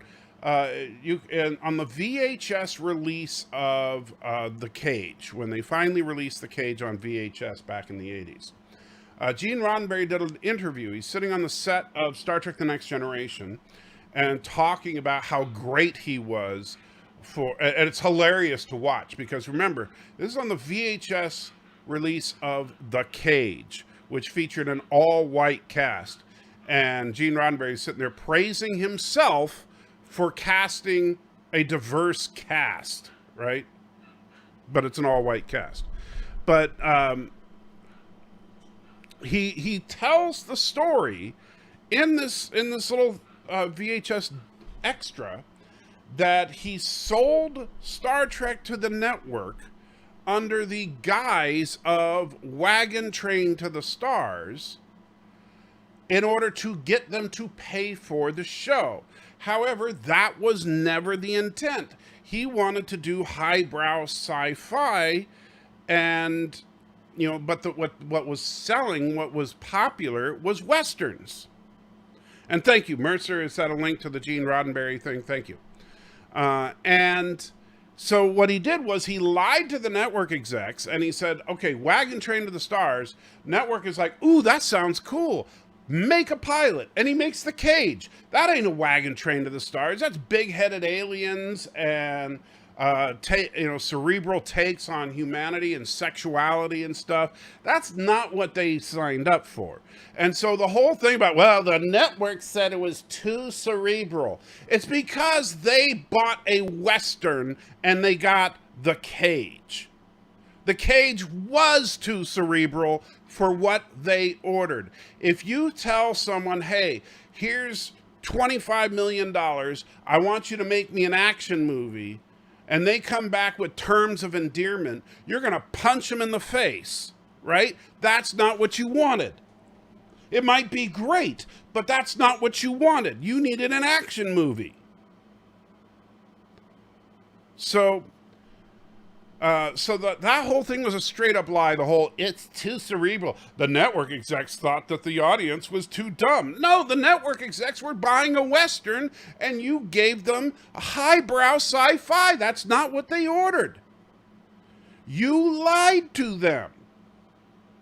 All right, so then they were like, well, screw that noise. We're done, right? That's when Lucille Ball stepped in. And Lucille Ball was like, you know what? I think there's potential. Let's try this again. Only let's actually do the Western in space this time.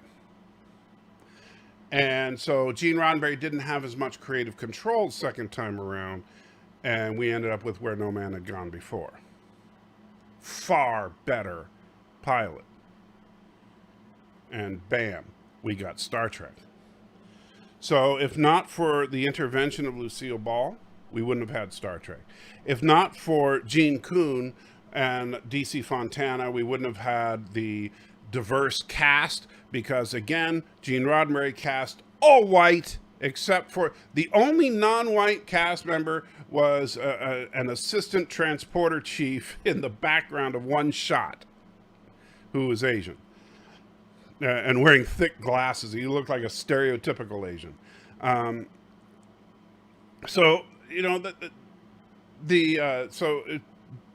Lucille Ball gave us a second shot. Gene Coon and D.C. Fontana gave us the diverse cast, the lighthearted feel of the show, the more colorful tones, all that. Gene Roddenberry hated all that stuff. But then, after Star Trek became a cult classic, all of a sudden he started running around just flapping them guns, taking all sorts of credit for all the stuff that Gene Coon and D.C. Fontana and Lucille Ball had done. Because, oh yeah, this is my grand vision. Bull crap. So I'll stop. I'm getting too salty. No more salt for me today. I'll get high blood pressure. Roddenberry stole Trek from Ib Melchior. I don't know who that is, but wouldn't be surprised. Lord M says, did Emperor Palpatine have backup apprentice just in case Anakin got killed or he didn't want ever to join the dark side of the Force? Well, apparently he had a whole planet full of Sith, so I guess so. I don't know. Alex says, Dear Salty, do you think the Flintstones hold some measure of accuracy? Did we domesticate relic dinosaur population? Alex, come on now. I am not a young Earth creationist, so no, I do not think that man and dinosaur ever walked hand in hand. You need to talk to a young Earther. That's not me. I mean, I'm a Christian, but I also do not believe that the Earth is 6,000 years old or 7,000, whatever the current number is. So Firefly was canceled because it was perceived hooks, I assume you mean hookers, on the ship. Flash forward 20 years or so and look at what's at the top of the charts. I'm not sure what you're getting at, Jordan. Is there a show with hookers on a ship? Or are you just talking about the state of the fact that there's hookers everywhere? I don't know. No wonder Peter Parker was so fond of Karen, especially when they were alone. What? I have no idea what you were talking about. Laserdisc will make a comeback. Wait and see. I highly doubt that. I think that you're wrong there, Alex. I don't think Laserdisc is ever coming back. 6 to 10,000 years has always been the estimate. Thank you, Aberjan. Yeah, I get confused on that. So, look, here's the thing about when we get into the age of the Earth stuff. Again, it's kind of like, it's one of those arguments that I maintain is not an argument worth having as a Christian. If you're a Christian and you believe that evolution is a lie and that the Earth is 7,000 years old or whatever, guess what? Going out there and telling people that makes you look like a fool. And so it ain't worth fighting over. Even if you believe that, fine. I'm not saying you can't believe it. I'm saying going out there and fighting people on it makes you look like a fool. And if the goal as a Christian is to save souls, then don't go out there and look like a fool. Go out there and do good works. And doing good works isn't yelling at people telling them that they're wrong about evolution. Alex says, do you think Berman really believed Roddenberry was that great? No. I don't think anybody that was close to Roddenberry believed that he was the legend that he thought that was portrayed. I think everybody that was close to Roddenberry knew full well what kind of a man he was. I think that, but they also know that Star Trek was an IP that, and this is the problem. Star Trek as an IP, Roddenberry was directly linked to that IP. That's where Roddenberry was a genius. Roddenberry's genius was not in the development of this grand vision that is Star Trek. Roddenberry's genius was in linking his name to it. You know, George Lucas is known for Star Wars, but not like Roddenberry is known for Star Trek. Star Wars, as we've seen, can go on without George Lucas, right? Sure, we miss George Lucas, even though when George Lucas was at the helm, we forgot about how much we hated the prequels and stuff. But we reminisce over how much we miss George Lucas. But guess what? Mandalorian is awesome. A lot of people are liking Bad Batch. I haven't watched it yet. Clone Wars is awesome. All this stuff without George Lucas in Star Wars is doing just fine. The feature films are struggling, but I think they'll find their footing eventually. And so Star Wars can move on without George Lucas. Star Trek is still linked to Gene Roddenberry to the point where Eugene Roddenberry's name being on Star Trek is somehow a plus to people. And I think that that's just wrong. We're worshiping the man. Well, I'm not, but a lot of people are.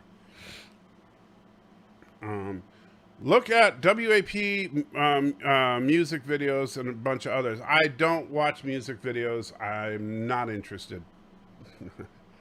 That stuff is crap. If there was a Star Trek Discovery Star Wars crossover, I would love to see the crew of the Discovery get eaten by Ewoks. That would be quite funny. But the Ewoks would get full after Tilly. So okay, that was wrong. I'm sorry. Well, we had this conversation before, Mike. But what about the dinosaurs? Is a question that's keeping someone from coming to faith. I'll happily answer it for them. Well, and I don't have a problem with, you know what, if I don't like the idea that people are, if somebody is not coming to the faith because of some person running around spouting their mouth about flat Earth or young Earth or whatever, then it makes me mad, because you're hurting the faith, you know, and especially the flat earthers, because I'm sorry, you know, and you know, this is no disrespect to Darren or anybody else who's a flat earther out there.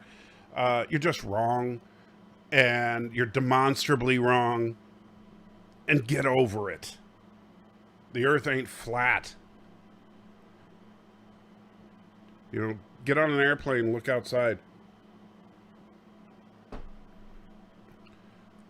Next time one of these billionaires goes up into space, maybe hitch a ride with him or something.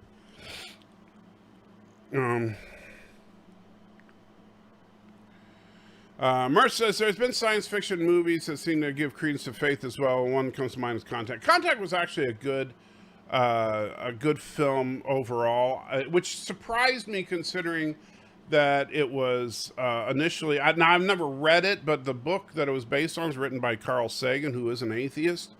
I don't know if Sagan's ending is quite so pro-faith as the movies, but you know, I think that because I think that the movie brilliantly shows you, you know, because like what she experienced was real, and then they say, am I supposed to take that on faith?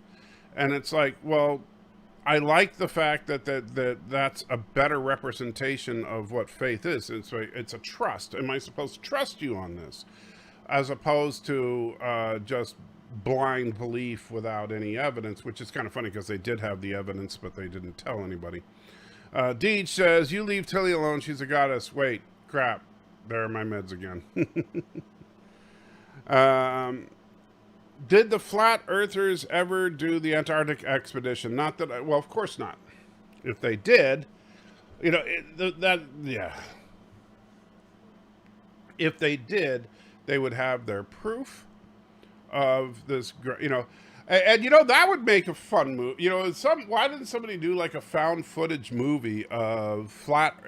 I mean, seriously, what a if the flat earthers were 100% right, just take it, you know, and with the big ice wall in Antarctica, what a great idea for a found footage movie. Are there any movies which Earth has portrayed as flat? Dark City. Dark City's the only flat Earth movie I know of.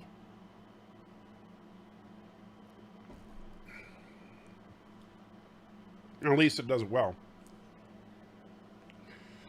And runs into some of the problems of a flat Earth, of course, in that you have an edge. But if you know, people running around saying, oh, the Earth is flat, the Earth is flat, it's a big conspiracy to hide God, which is generally what the excuse for a flat Earth is. If that's the case, then what that does is, you know, people tend to argue that, okay, well, then religion is a bunch of crap if your religion believes that the Earth is flat. And then what people do is that the worst part is they try to use the Bible to say, see, the Bible shows the Earth is flat, by going to verses like the ends of the earth, even though the ends of the earth doesn't mean that, which I wish I knew how to get onto my Templar channel, but I did a video about that on the Templar channel.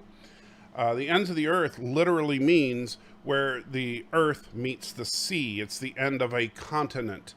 And so, or the edge of a continent. And so there's, yeah, it's just incredibly frustrating, because they try to use the Bible to say the Bible shows a flat earth. And so that just makes people even more say, oh, well, then religion is a bunch of hokum. You know, because you believe in this ancient book that says the world is flat. Now you got one more thing to overcome, because you got a bunch of people spouting their mouths trying to say the earth is flat. Whatever.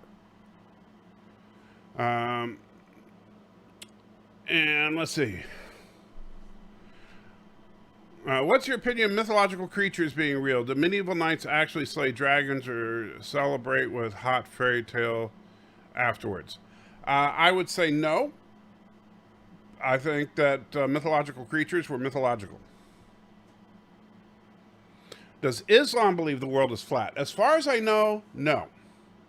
I do not believe so. But because keep in mind, Islam is an Abrahamic faith, basically meaning that Islam, Judaism, and Christianity all start with the Old Testament of the Bible. And in fact, Islam actually follows the Old and New Testament of the Bible. They just think that the New Testament was corrupted a little bit by the Christians. And so they believe in Christ. They just don't believe that Christ was God. We disagree on the divinity of Christ. And then they believe that Muhammad was the final prophet. It's actually very interesting. I've debated Muslims a couple of times, and one of the pastors at our church, Muhammad, is a former imam, which is the Islamic equivalent of a pastor, and a great guy. And so it's the similarities between Islam and Christianity are more prevalent than the differences, but the differences are significant. And the primary difference is that they do not believe that Christ was divine. They think that Christ was simply a prophet. And that's the single biggest difference between Christianity and Islam. Didn't Time Bandits... Oh, yeah, Time Bandits actually, I think, did have a flat earth. I think you're right. Did King David believe the earth was flat? Not that I know of. And in fact, that's a funny thing, because it was common knowledge in biblical times that the earth was, in fact, a sphere. So, yeah. If the earth was flat, where is the giant cart knocking everything off the edge? Where's the giant cat knocking everything off the edge? A good question, because there definitely would be. But remember, there's the ice wall in Antarctica. That's what you're missing. Underrated DS9 episode is called Destiny, where there's a Bajoran prophecy no one believes, but as the episode slowly progresses, it seems to be coming true based on how you read it. I don't remember that one. Wasn't that sci-fi Discworld show canceled? I didn't know anything about it. Super Blubberpuss says, what do you think about the biblical miracles fading out as science advanced and people grew more mentally sophisticated?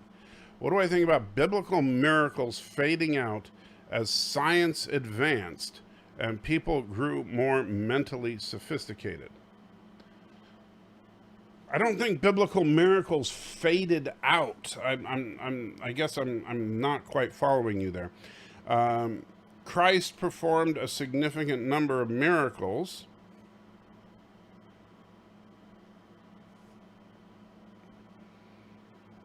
And Christ was kind of the last iteration of God on earth. So, your point?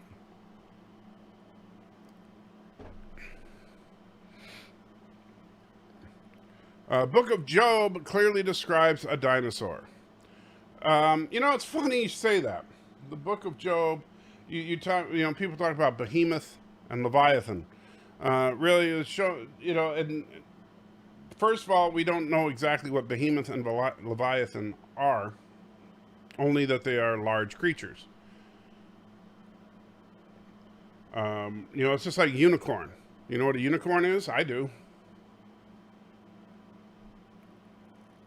And so, and I absolutely believe in unicorns, before you answer.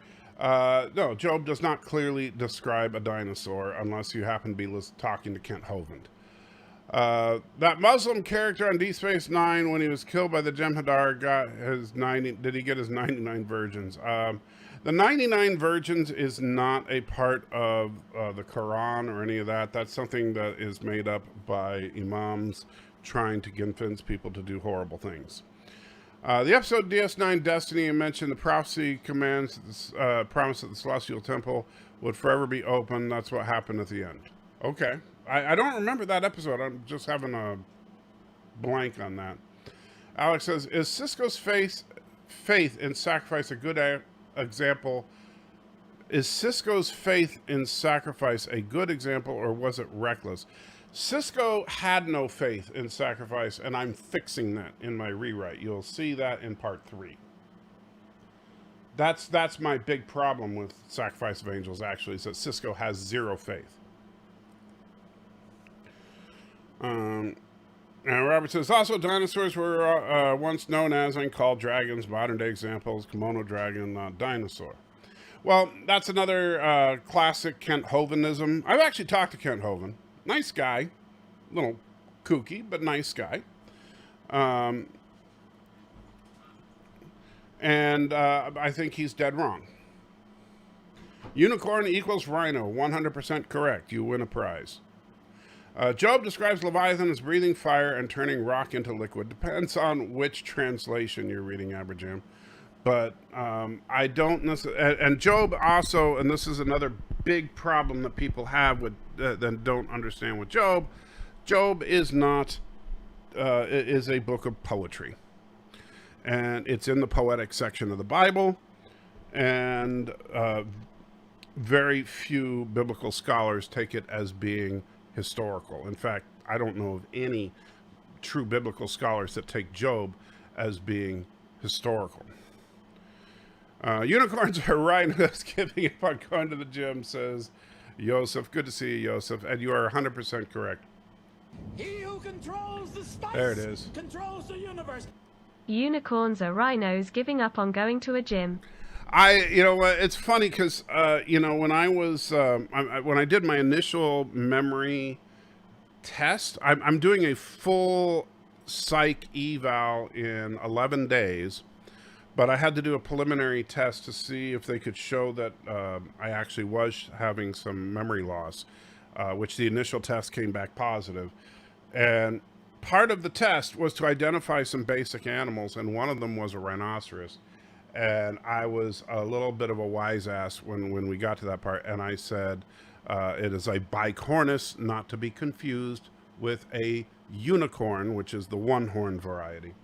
And the lady doing the test busted up laughing because she had her undergraduate degree was in biology, and so she actually said I was the first person to ever get that correct. So, but she would have accepted rhinoceros. So, anyway, but back to what Aberjam was saying. So as far as the breathing fire and turning rock into liquid and all that, well, in a book of poetry, you could also say that, you could put mermaids in there and all that. Fine. Doesn't matter. It's a book of poetry. So if it's not literal events, it doesn't matter. It could put all sorts of things in there. Just like in Revelation, it describes Satan as a dragon. Does that mean Satan is a dragon? Most people don't think of Satan as a dragon. And yet it does describe him as one in Revelation. Does that mean Satan is literally a giant fire-breathing lizard? Probably not. I don't think Satan's going to come to Earth in the form of Godzilla.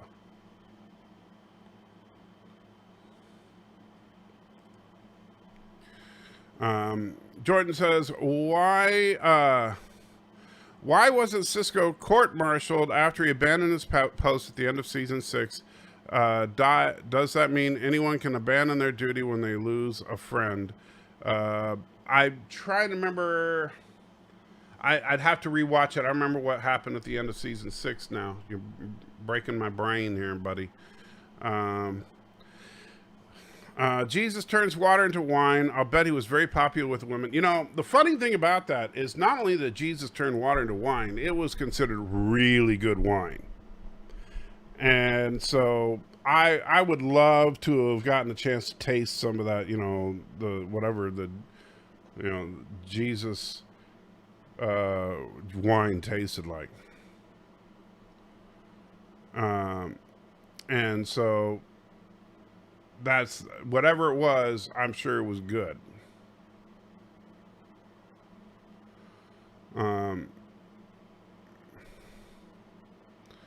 And yeah, you're right. The Red Sea parted yesterday and Jesus was resurrected just like everyone else. Not sure why you say that. That seemed kind of random there, Super. I mean, whatever. That's when Jadzia dies. He goes back to Earth. Well, did he say he was going on leave or something like that then? I mean, because generally speaking, even in the military, like you can go on a bereavement leave if someone, like I know that with if someone dies, then generally speaking, you can take an emergency leave. It's not quite like abandoning your post would be literally just leaving and not telling anyone. However, if you go, like for example, and I'd have to rewatch the episode. I don't know if there's actually a scene where he says it, like if he reports to Admiral Ross or anybody else that, hey, I'm going on I'm taking a leave or whatever. But whether he does or not, I'm sure that Cisco did in fact go, he didn't just abandon. He probably said, okay, I'm taking a leave because, Jadzia died. I need to step away for a little bit. Because even in wartime, they need to grant leaves, especially to their leaders every now and then. Let's see. Siberian unicorn, form of rhino that walked the earth with man 39,000 years ago per BBC article. Okay, I didn't know about that one. Robert says, Kent Hovind had nothing to do with dinosaurs being called dragons. Encyclopedia from a couple hundred years ago and earlier called them dragons. Heck, you probably were even around back then. Well, I understand. That's where Kent Hovind likes to get some of his information. I'm not saying Kent Hovind. The reason I mentioned Kent Hovind, look, like I said, I've talked to Kent Hovind. He is a nice guy. When I say that, I'm not saying that sarcastically at all. He is a genuinely nice guy, and he is unlike many of the people that believe or that fight for the cause he fights for. He is a true believer. All right, Kent Hovind genuinely believes this stuff, and so I don't think he's a fraudster. Like I know some people do. I don't. I disagree with him wholeheartedly, but I don't think he's a fraudster. I think he's got some decent sources for some of his information. For some of his speculations and conclusions, I think he's Batwoman crazy. But he's right. Yes, inside, you would find a lot of old references to like dinosaur bones as being dragons and stuff like that. However, that doesn't mean dragons were real. I mean, don't get me wrong. It would be cool if they were, but I don't think that they were.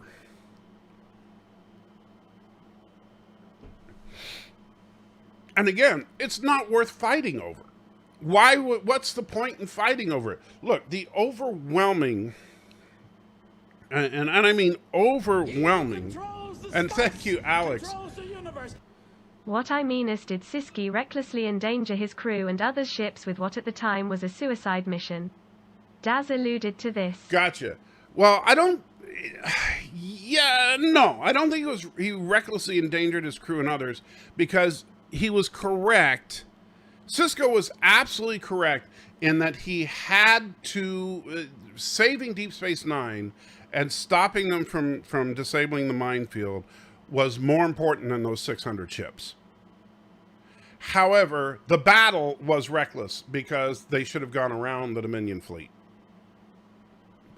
I'll say that. The battle was stupid. Now, I blame that not on Cisco, but on, Stephen Iron Bear and all that, because bad writing. But because you would still have a battle and all that, but I think that the battle should not have taken place the way it did. Just stopping and lining up and having troops like you were having a battle in ancient Rome made no sense. The battle should have either been a defensive battle around Deep Space Nine, or the Dominion should have attacked Starbase 375 and tried to stop them from even getting their fleet out. One of those two. But to have the battle midway through made no sense. if that makes sense. All right, so back, I do want to address this as far as what Robert's saying, as far as the dinosaurs and dragons and stuff. Look, the overwhelming majority of the population, we'll just say 99%, just have a round number. So 99% of the population believes that dragons are not real, okay? Is it worth alienating 99% of the population to win an argument about dragons and pushing people away from God? Is that worth it to you? Because it ain't worth it to me. Even if you are completely convinced, Robert, I get it. You're sold out on the dragon concept. You are 100% certain that dragons are real. And you're perfectly okay with people going to hell because you're not going to back down on dragons. You're okay with that. I'm not. I am not okay with people going to hell because I believe in dragons, and dang it, I'm going to argue with you on dragons and a flat earth, and the earth is 7,000 years old, and that's so important that, you know what, if you don't agree with me, you can just go to hell, because that is exactly where they are going, because they're going to sit there and say, oh, well, I don't want anything to do with God then, if God means I got to give up everything that makes sense in the world.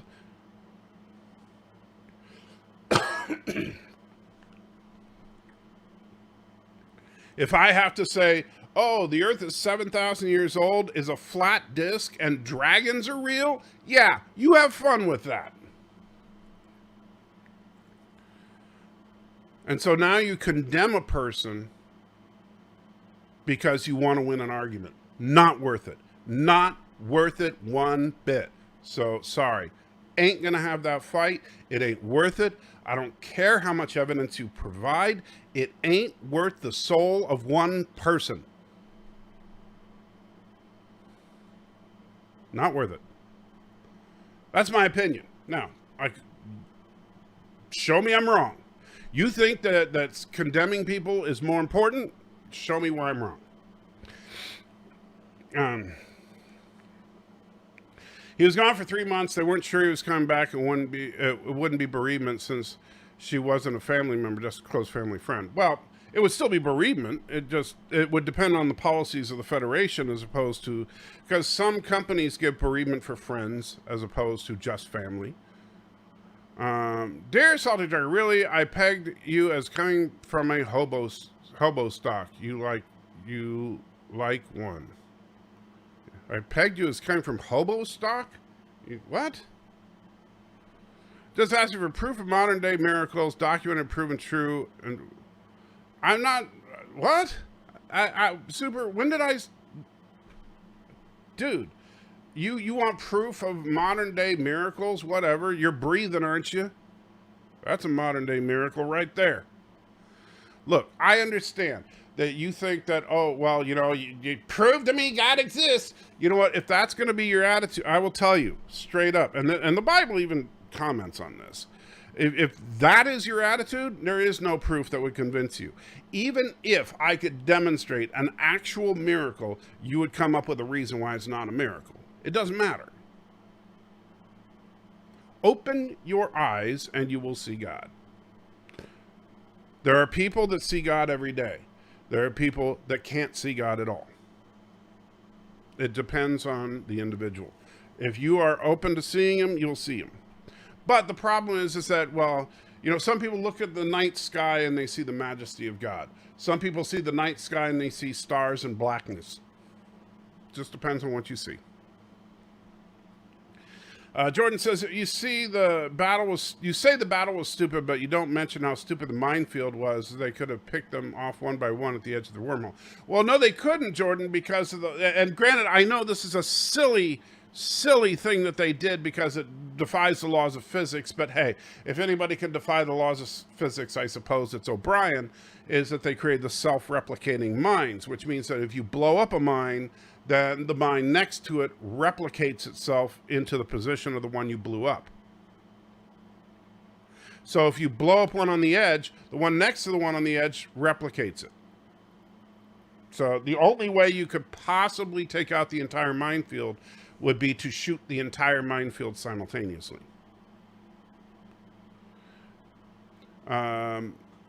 Let's see. Joseph says, you literally managed to raise my blood pressure by saying Hovind is a good man. No, he's not. I'm not. Look, I don't know what kind of shenanigans he's done recently. Someone said he was in jail or something. I'm talking about I met him. When I met him, it was like probably 15, 20 years ago. And he was very personable, very nice. He's a true believer in the stuff that he talked about. And I'm not talking about, like, I don't know what his financial dealings are. I don't know what he, shenanigans, like I said, that he may have done. I'm just talking about him. He's a nice guy. He was very, and I enjoyed my time with him. I spent a couple of days listening to him lecture and talking to him about his ideas. Lord M says, I don't believe in rapture. It's a false teaching. I believe that there's just tribulation, no rapture. How would Jesus come back as the leader of an army when everybody was raptured away? I personally don't really believe in a rapture either. I don't think it's biblical. I don't think you find the rapture in there. I think that the verses that are used as quote-unquote proof verses of a rapture are taken out of context. And, yeah. So I tend to agree with you on that, Lord. Robert says, of course, dragons of the fantasy kind never existed. Just saying how the dinosaurs were once called dragons. Orwell's 1984 has been going on for a long time. Well, to call a giant lizard-like creature a dragon, so what? But do I think that knights used to run around killing tyrannosauruses? Probably not. I don't think we have any evidence that man and dinosaurs ever walked the planet at the same time. Not any conclusive evidence anyway. I know that people like to point at, like, well, we have these footprints here, we have this there. But the problem is that it would seem like we would have a whole lot more documented evidence, like if, the Knights of England were like roasting dinosaur meat at their big parties, we would know about it. I'm just saying. And it doesn't matter, ultimately. That's the big problem. It genuinely doesn't matter. It's not important. And so, since it's not important, it's not worth fighting over. Ron Jeremy is a pet dragon. I'm not even going to read the rest of that. Jordan says, but can they replicate fast enough with hundreds of ships firing on them? Only one way to find... Well, they didn't try that, so we don't know. But apparently, yes. I mean, you would think as far as... depending on the speed of the replicator, you would have to be able to destroy more than half of them simultaneously. Or at least more than half of them in the amount of time it takes to replicate them. However much time that is. Is a dragonfly an actual tiny dragon? Probably not. Superbloodpuss, that is not my attitude. Never mind, I'm out of here. That's what we get for... No, Blubberpuss. When you say that, I can only assume that that's what you are challenging me with. You see, that's my problem, is that I don't know that anything that somebody puts in a comment, I can only assume you're putting your opinion. Just like everything I say is just my opinion. So don't take it, and I don't think you're being a bad person. I'm just saying, if you're asking for proof of a modern day miracle, I don't think you're going to get proof. And if it's not you that's saying that, that's fine. Whoever is saying that is not going to ever accept anything. If anybody that says, well, prove God exists and I'll believe, there is no proof in the world that they would accept. That's the problem. You cannot, to a person who says, prove to me X, then X cannot be proven. And so, and I'm not super. I'm not judging people. I'm judging what I'm reading. I see the comment and I'm responding to the comment. You don't like the way I respond? I'm just responding to the comments, dude. You are the one that put in the comment for me to prove an actual miracle. What do you expect me to say? Oh, golly, Super Barbara Puss, are you talking about your own personal opinions or are you asking for somebody else? If you want to ask for somebody else, put that in your comment. I'm not a freaking psychic. I can only read the text and respond to the text. I love you, man, but I ain't psychic. Try to understand that. I can only read the text and respond. That's all I can do.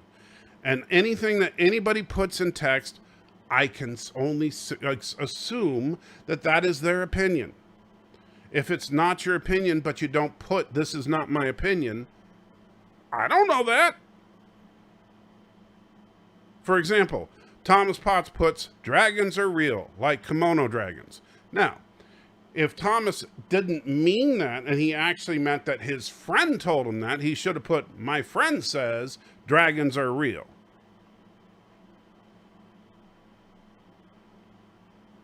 But that's not what he did, right? So I'm assuming that Thomas is saying for himself that dragons are real.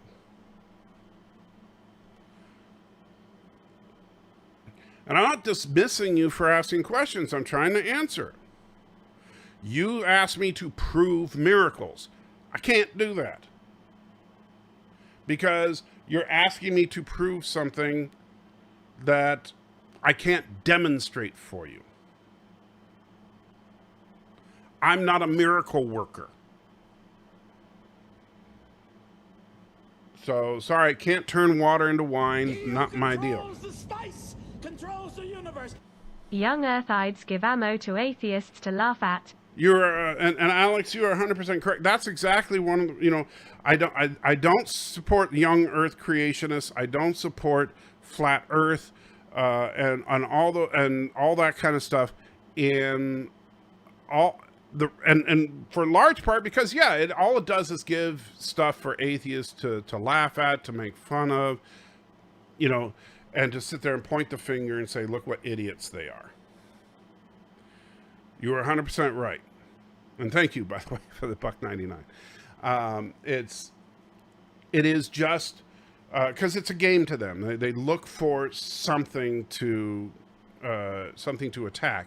And if we're sitting there saying that there's a giant ice wall around the Antarctic and the Earth is only 7,000 years old, and by the way, Adam and Eve rode dinosaurs to Sunday school every week, and dragons are real and all this stuff, right?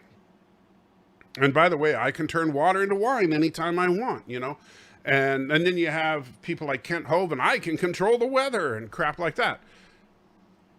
All of a sudden you have you all sorts of reasons for atheists to laugh at us. And so I don't support that kind of crap. Deej says, I'm not psychic, but do get accused of being a little psycho. Well, you and me both, Deej. Aberjam says, certified nuts. Absolutely, I know you are. Thomas says, a little psycho. Yeah, well, Deej is being modest. And Deej says, okay, a lot. Stan says, do you believe in fossils? Do I believe in fossils? I mean, sure they exist. I don't think that they're a plot or anything. Stan Lee says, I can turn wine into water. Well, I can turn wine into urine, but I can't turn it into water.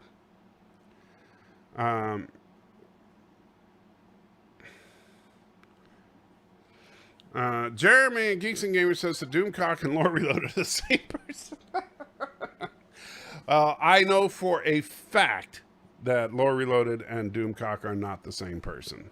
That I actually do know for a fact. Yes. Did Jeremy actually say that? Because if he did, I want the clip. The Great Flood could have easily created the Grand Canyon. I believe the Earth is less than 10,000 years old. Well, Craig, I don't have a problem with you personally believing that. I really don't. All right.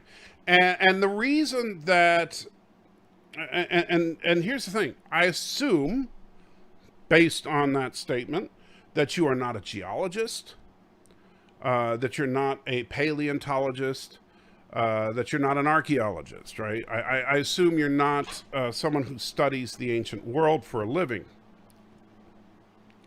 And as such, the age of the world is not honestly something that is imperative to your day-to-day life.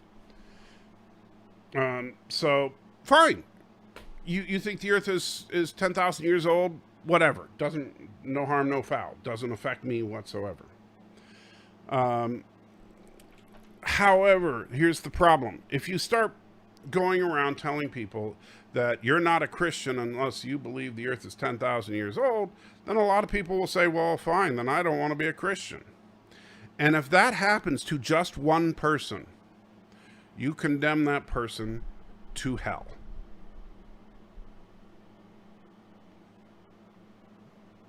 And I don't want that. I hope that makes sense.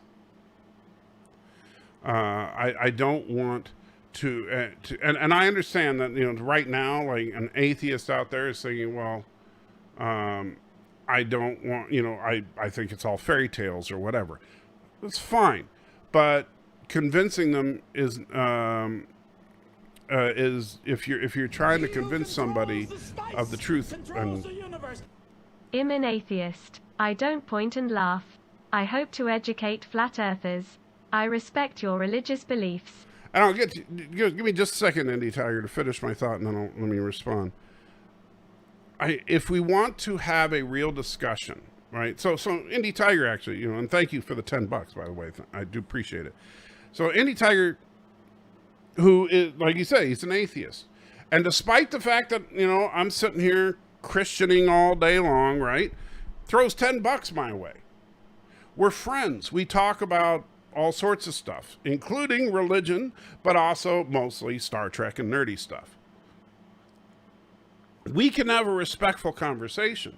But if I'm sitting there pointing the finger at Indy Tiger saying that in order for you to, I want you to check out my religious beliefs, I want you to seriously consider being a Christian, but in order to do that, you have to accept first that the earth is 10,000 years old, that the earth is a flat disk with, an ice dome over it, that the sun is only 100 miles across and it's like, 200 miles up in the sky or whatever.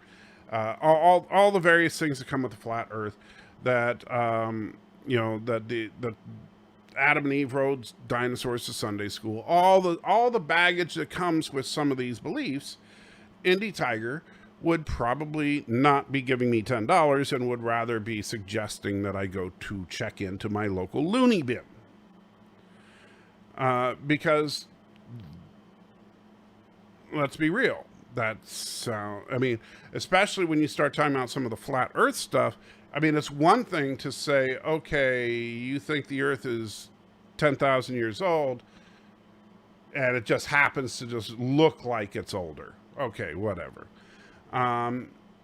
But when you say the earth is flat and you can actually demonstrate that it's curved, dude, really? And that's a problem. And unfortunately, there are a lot of people that genuinely believe this stuff, right? They and I don't understand why. Anyway, I look up Bob and Tom first baseball game. Look up Bob and Tom first baseball game. All right, let's see.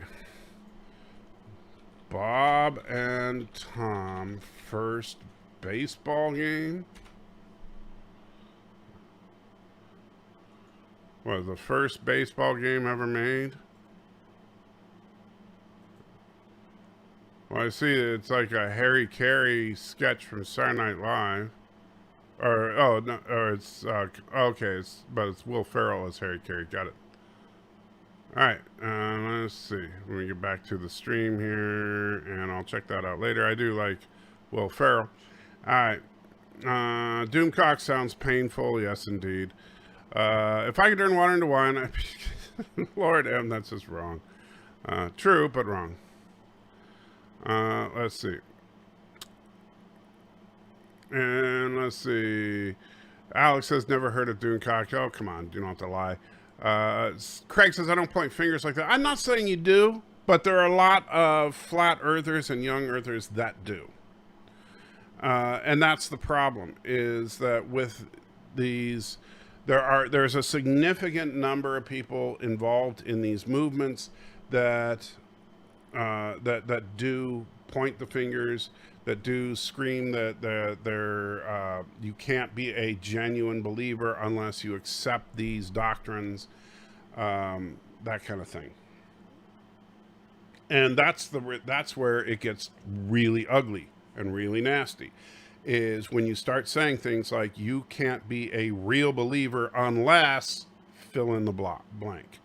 And usually it's something that is some kind of extremist belief, like the earth is flat, the earth is 10,000 years old, that man and dinosaurs used to hang out together, stuff like that.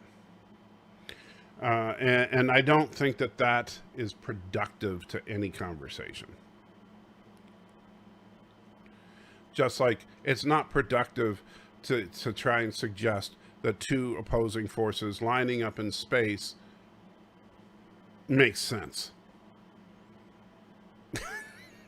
I don't know why that just doesn't make sense. But then again, there are people that don't think space is real, so why not? Not sure how you get something from nothing, though. Well, that's a whole other discussion, though, as far as the origin of the universe and stuff. You know. Question, how long did it take for Mount Sinai to be formed? Don't know. No clue.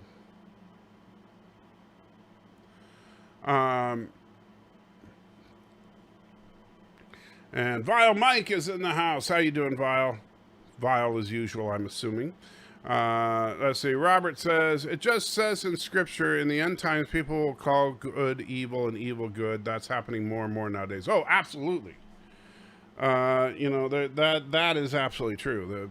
You know, and it's funny because, you know, people will constantly try to argue that, you know, oh yeah, just do whatever you want to do. It's all good. And Vile says, ah, yes, the no true Christian fallacy. You know, the funny thing about that, Vile, let me say this. I know people like to, you know, the no true Scotsman fallacy is the actual fallacy. But the no true Christian fallacy is, you know, the idea that you're not a Christian unless, and then fill in the blank. The problem with all that is that what is a Christian is in fact defined. It's defined in a little book. This book's called the Bible. And so read it. And you know what? Nowhere in there does it say, by the way, part of being a Christian means believing in the age of the earth being a specific length or the shape of the earth being a specific shape. Nothing about the cosmology of the universe has anything to do with whether or not you're a Christian. Craig says, Earth being 10,000 years old is not an extreme belief. I disagree with you. And the reason that you believe that that's not an extreme belief is because you hold it. I firmly believe Janeway did nothing wrong. Well, I firmly believe you are wrong about that assessment, Joseph.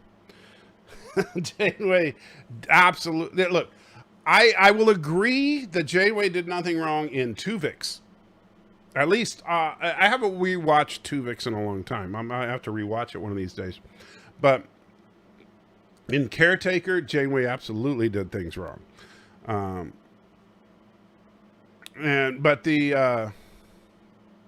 But Craig, what your position is at an extreme end of the spectrum.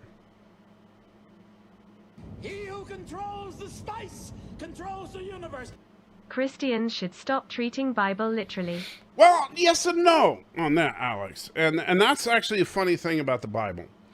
The Bible, and this is the problem with people saying, look, don't get me wrong. There's some truth to that, but there's also some things wrong with that. Let me try to explain for a second. Number one, the Bible is not a book. The Bible is actually, in the Protestant canonization of the Bible, is 66 books put together. Those 66 books are of different varieties, right? So they're not 66 books of instruction. Some of the books are historical. Some of the books are poetic. Some of the books are prophetic. And so we have to look at each book and what type of a book it is. So, for example, if you're reading a book of poetry, it is generally not to be taken literally. And some books, it's hard to actually get what genre it fits, and some books actually fit into multiple genres depending on where you are in the book. And so it can be very difficult. But here's the other part of it, and this is a big problem. Take it literally, but take it literally for what time period? You see, what we forget is that the Bible was written 2,000 years ago. Now, that doesn't mean that the knowledge in the Bible is out of date. But what it does mean is that we have to view it with a lens of understanding language from 2,000 years ago. That sometimes things didn't mean exactly what they mean today 2,000 years ago. So to put things a little differently, let's say that we were writing the Bible today, and 2,000 years from now, you found this Bible. And in there, it said that, Vile Mike said to Salty Trekker that he had decided that he was going to leave him his entire estate and not leave it to the vile child. Salty Trekker, realizing that Vile Mike was pulling his leg, said, "Get away from me, you idiot. You don't know what you're talking about." All right, so we take that sentence. Fast forward 2,000 years ago, or 2,000 years to the future. And they'll say, wait a minute. So why would Vile Mike be pulling on Salty Trekker's leg while telling him this? Is that some kind of ritual where if you're leaving someone your estate, you would actually pull on their leg? And like, did that have some kind of meaning? And like, if you didn't have, some kind of approval, they would say that they would insult their intelligence, or, so you see what I'm saying? We have to understand the language of the time. It's translated into contemporary English and to try and make it easier for us to understand. But that's why there are people with PhDs in these ancient languages, and even they disagree about the meanings of some of the stuff in the Bible. So we have to be very, very careful about just blindly and dogmatically stating this is what everything means, and I know, and you are wrong, blah, blah, blah. And we do that all the time. And that's where we need to look at, okay, does something, like if we're looking at a particular passage in Scripture, and it's consistent with everything else that we've seen, everything that we've studied. Like, say, we're looking at something about the teachings of Christ. And we look at, so Christ says, love your neighbor. And then we look at all the teachings of Christ. We don't see any conflict there. We see, okay, yeah, Christ says that. And you go back to the Old Testament. The Old Testament says, love your neighbor. There's no real conflict there, right? And so we don't have a problem with that phrase. So then we look at where it says, okay, and right here it says, okay, God says, Esau I hated. Well, wait a minute. God doesn't hate. Hold on a minute. It says God hated Esau? What's going on here? That doesn't seem right. Well, now we need to start doing a deeper study of what the text actually means. And we need to look at the Hebrew word and the Greek word and what's it's going. So in the Greek, in the New Testament, where it says that he hated Esau, it's referencing back to a Hebrew scripture. So we go to the Hebrew scripture where it says that he hated Esau, and we look at that word and we look at its multiple uses throughout the Old Testament. And then after a little while, we can find out that what that word actually means isn't the contemporary use of the word hatred, which is a deep vitriol or dislike of someone or something. But what it actually means is to love something at a lower level than something else. That's actually literally what the word hate in this context actually means. And so then we can start to understand when it says that he hated Esau, it meant that he loved Esau less than his brother. And so all of a sudden it makes a lot more sense. And so, but then what happens is, and this is absolutely true here, is that there are certain groups like Westboro Baptist Church who use that phrase that Esau have I, and I actually talked to members of the Westboro Baptist Church many years ago, and I'm not making any of this up. They're perfectly willing to say it. They use that verse that God hated Esau as proof, absolute proof, for their infamous signs that says God hates, and then the F word that means homosexual. That's where they get the proof for that, because they say that God hates, and then various groups of people, and substituting for Esau.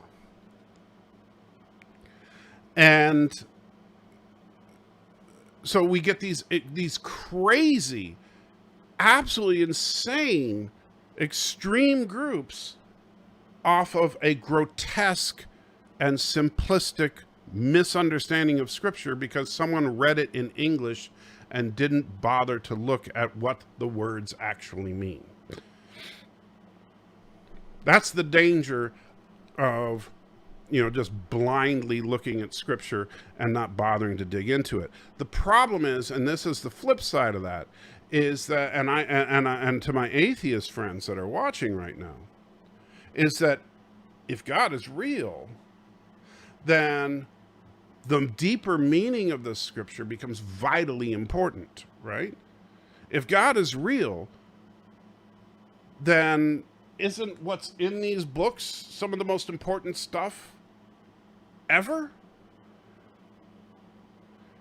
And that we really need to try to understand it? So but the problem is, as Christians, we need to stop dicking around and taking some English translation and throwing it at people and then arguing over whether or not the earth is 10,000 years old when nobody wants to, you're just going to make people laugh at you.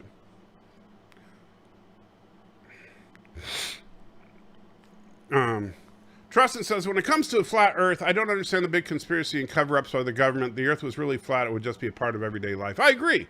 It doesn't make any sense. But, I flat earthers, yeah. Janeway did the right thing. I think in the case of Tuvix, yes. I do think Janeway did the right thing in Tuvix.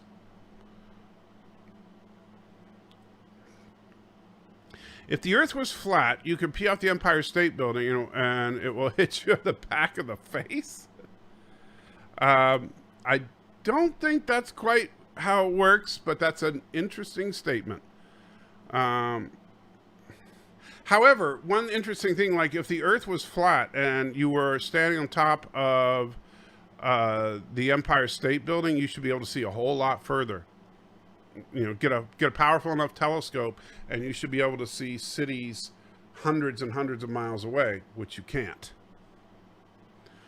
The John Stossel interview with William Shatner is very eye-opening. For one thing, Shatner is for more government regulation, and he's against people drinking milk. Okay, that's different. Never heard that one. Didn't King James retcon the Bible to the needs of his day? I don't think retcon is quite the right word. As far as the King James Bible, my understanding of the King James, and I'm certainly not an expert on biblical translations, but I will say this much. My understanding of the King James translation is that overall it is a good translation. It's probably the most poetic of all the contemporary English translations. It's beautiful, beautiful language, very flowery language.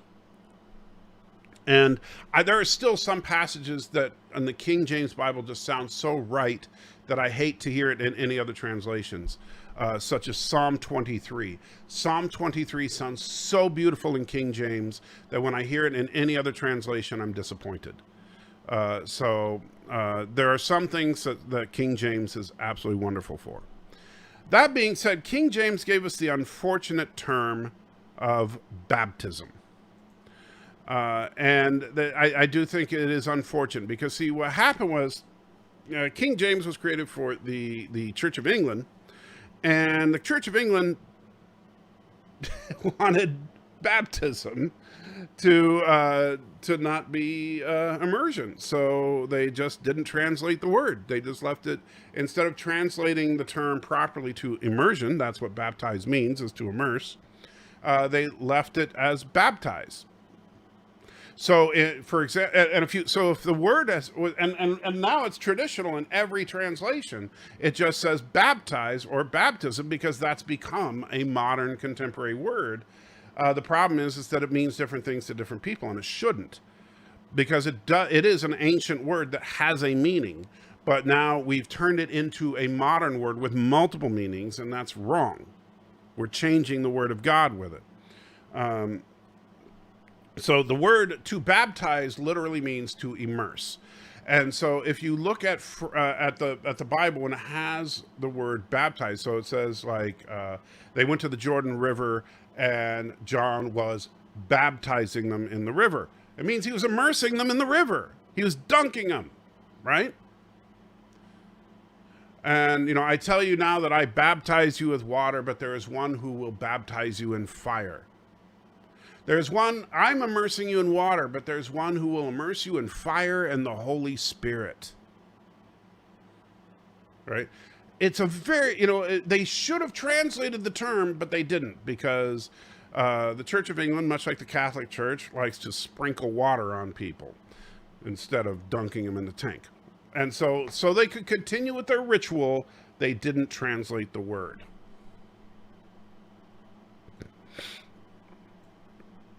Celebi.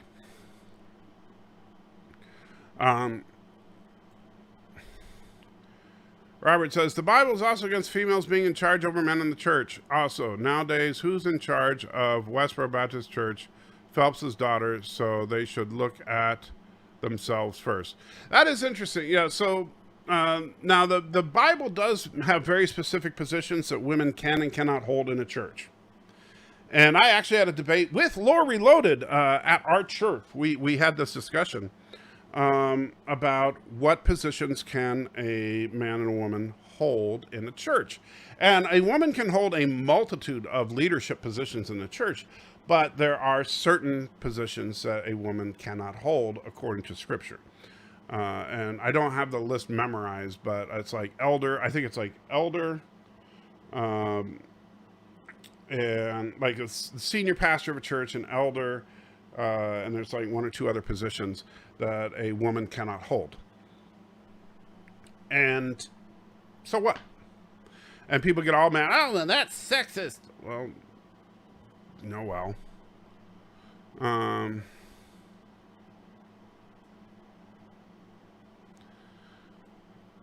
and Super says, I love your channel because your love of Trek and religion. I believe in both. But it's impossible to ask questions from people without being criticized. I regret having an open mind. Don't regret having an open mind, Super. I love people having an open mind. And if I come across as being a jerk, I apologize. I'm doing the best I can with what mental faculties I have left, which, I ain't gonna lie, diminishing daily. And so I'm going to keep doing this. Okay, no joke. I'm going to get serious for a minute. All right. So I apologize. I know you guys like me to be jovial and fun and all that, but I'm going to get serious. Look, the condition I have is going to affect me in ways that I can't really predict. And so I've been grouchier. It's been difficult for me to concentrate. It's been hell. Not going to lie. The medicine that I'm going to be getting, the nurse was pretty honest with me. I spent a couple hours in a consultation with the nurse from the pharmacy, and she said, look, don't expect to suddenly get better. Really what we look for with this medication is to slow down and hopefully stop the progression of the disease, not to, suddenly turn it around. There is no cure for what you have.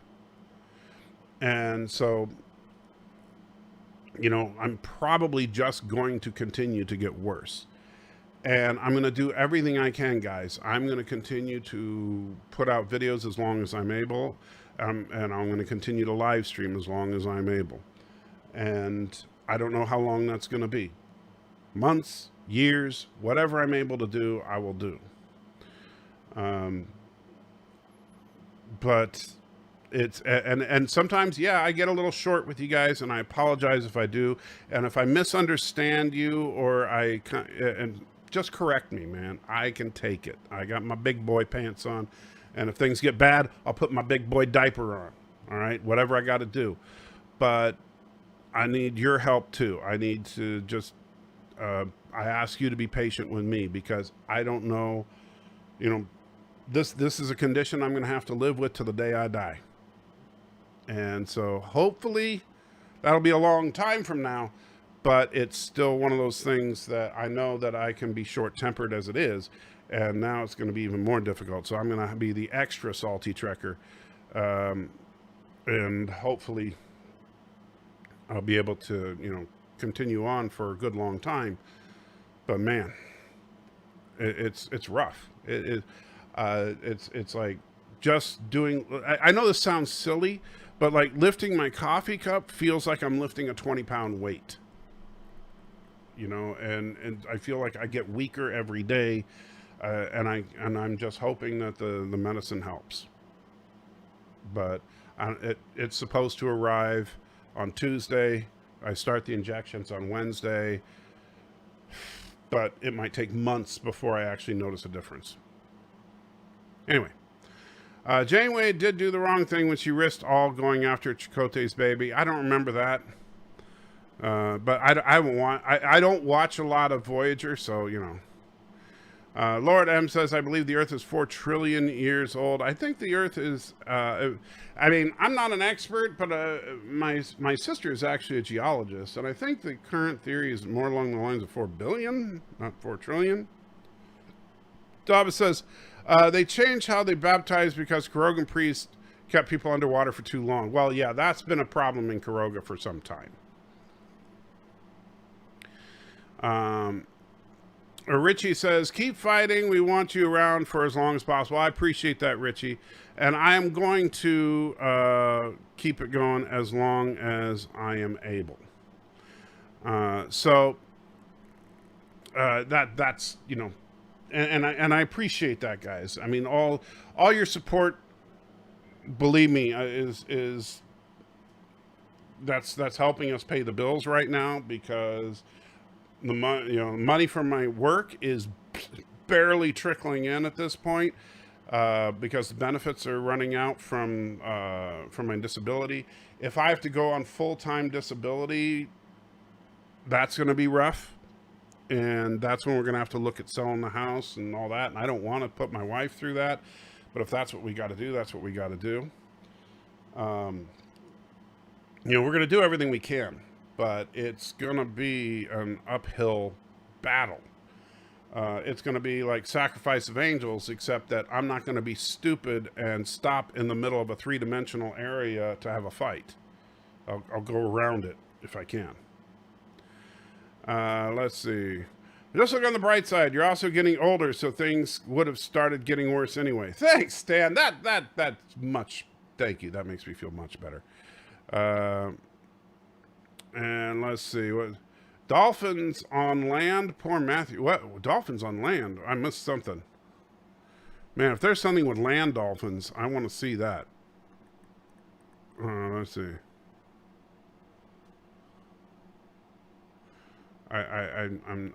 Did somebody say something about land dolphins? Because if there's a movie of land dolphins, we need to find it.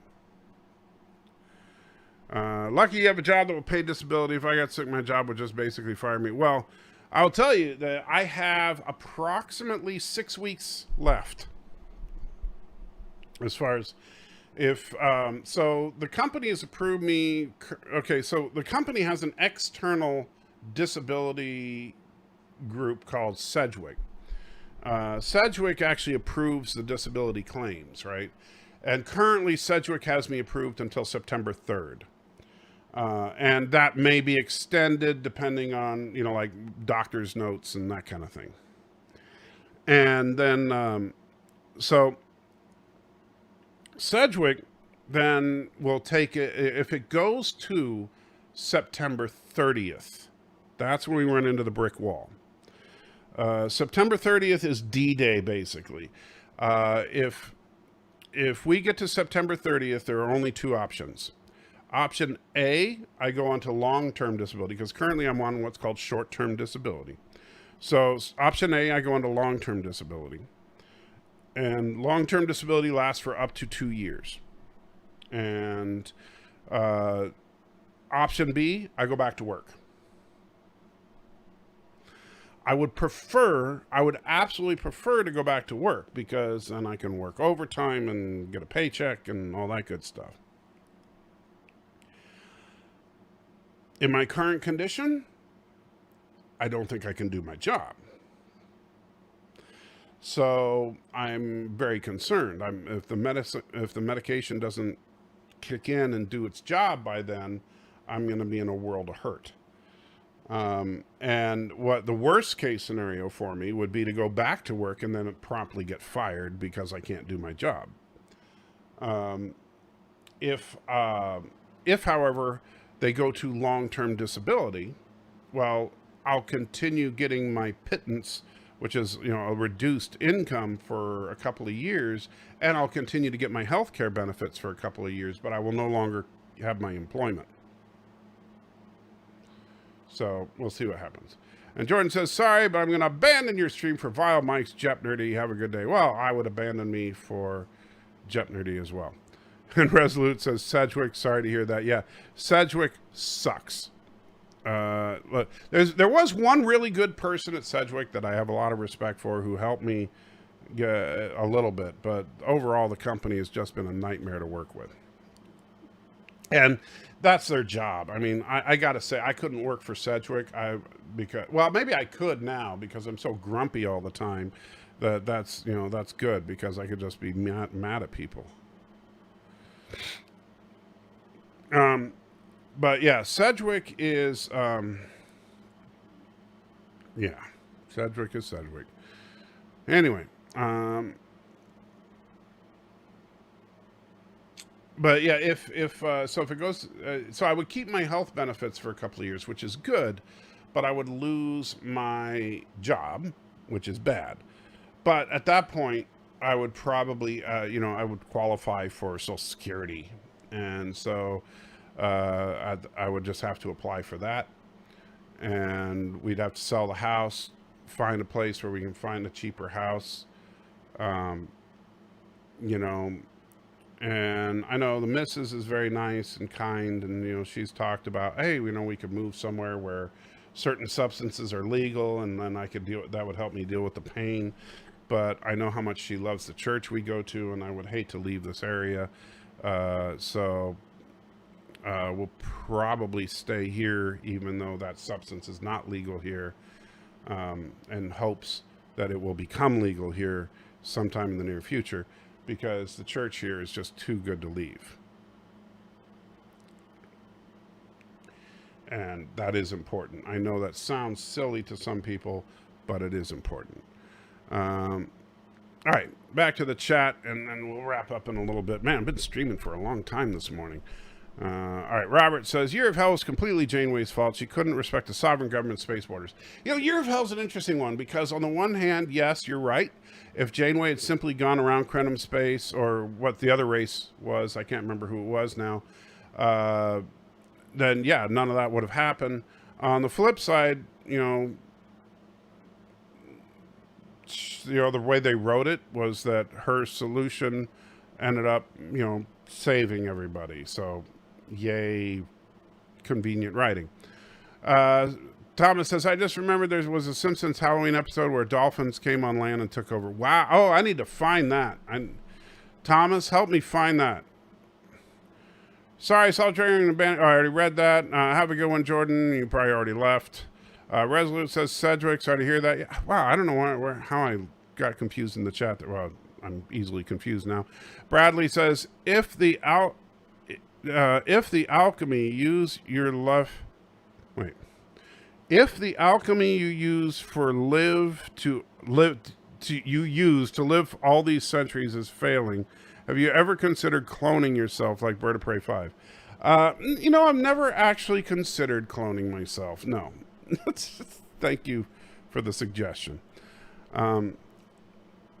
Indy says, we were having a side chat about evolution. I brought up dolphins once being land mammals, evolving to aquatic mammals. Yeah, that would be a great time for Matthew, right? Oh, man, I'm picturing like lots of cavemen with Matthew's face walking around going, hi, diddly ho. Sorry. You could, you know, I wish I could animate, like, that would be so freaking awesome. Have a bunch of cavemen with their clubs, like, hi, diddly ho. And then these dolphins were coming up and they'd like run in terror. You can walk to the DMV with your grumpiness. I could be a DMV employee. Resolute says, moving closer to your daughter would be a good idea. Times like this, you need family above all. You know, yeah, but it's so expensive. I'm not moving back to Oregon. You know, that's the problem. I wouldn't mind. You know, Oregon is beautiful. Not Portland anymore. Portland is a garbage dump. But Oregon is a beautiful country. But, yeah, I couldn't afford to live there. Not anywhere that has decent internet anyway. And I've been trying to convince my daughter to move out of Oregon. She's not totally opposed to it. We're working on it. Look at Skype after the stream. All right, I will. And Cinnabon, I'm sorry. I saw your hello and I didn't read it. I apologize, Bunny. It's one of those days. Hope you're doing well. Nerdorata gave you a shout out on the Salty Nerds podcast yesterday. They think you took their name jokingly. I told them the reason for the change. Oh, thanks. Yeah, I didn't know so Nerdorata gave me a shout out. Well, that was nice of him. Hopefully he doesn't hate me too much. LDG is in the house. If the time ship erased itself from existence, then why at the end of Year of Hell was the research that created it still there on his pad? Because the research, everything up to the point that the time ship was created would still exist. So the research that created the time ship would have to exist. The only thing that didn't exist was the time ship itself. I don't know. The way that time technology worked was kind of wonky. I've never heard of the Salty Nerds podcast myself. Bird Prey was asking. I've never heard of them. But, yeah, did not mean to steal their name. I went back to work after I started having seizures. My meds still have me lethargic, not really able to do my job, but the company understood.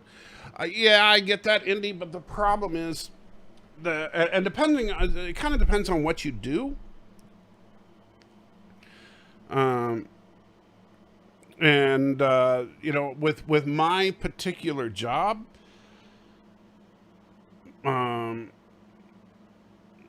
I genuinely could not function at my job because I have to deal with customers, and I have to deal with angry customers, not just like genuinely angry customers that are pushing and that are very, very demanding and very, very upset.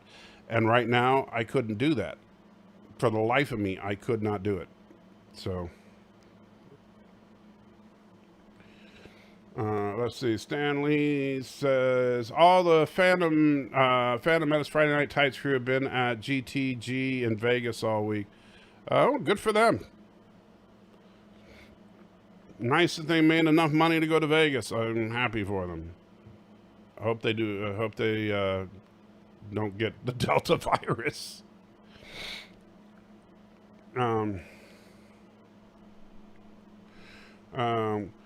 You have nearly 14,000 subs. They just broke 2,000 yesterday, so you're the saltiest of the salty. Well, if they have the full support of the Phantom Menace, then I'm sure they'll break my 14K soon. So, but I ain't sweating it. You know, it's one of those. First of all, it's not about sub count. I know that sub count is important, but only to a certain point. Like, you know, Lore Reloaded, 100,000 subs. But what really matters is how many people watch your videos. And unfortunately, not very many people watch my videos. I had like 500 views on my last video, and I put a lot of work into that video. And so it's just one of those things, you know, you got to live with it. And let's see.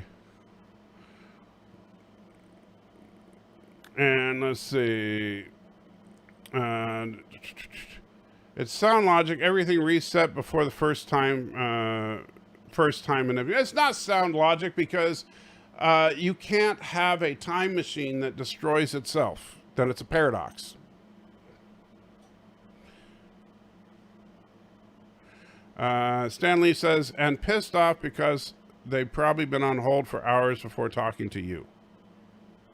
Well, nobody would be on hold for hours to talk to me. Can you move well enough to Uber or DoorDash if it comes to selling your home? Can I move well enough to drive, basically? Yeah, for now. But I don't know for how long. That's the problem, because driving... The problem with physical activity, like driving, I know driving doesn't sound like a physical activity to a lot of you, but driving is a physical activity. I can do it, but I can't do it for a long time. And so, like, I could, like, if you say, like, Joe, Uber, yeah, it's easy. I just get in the car, drive someone to wherever. But to do it for an hour, maybe, but to do it for 8, 9, 10 hours a day, yeah, it would kill me. You need to get back on the Trek Shorts. I'd like to, and the production schedule of the Trek Shorts was killing me. I'm working on it. I'm trying to get once I get this the Sacrifice of Angels series done, which I'm gonna get this series done. Then we'll see what comes next. Let's see. Resolute says, well, if you actually made videos. I made 2 videos last week. Granted, 3 if you count the one that got DMCA'd by Neon Visuals.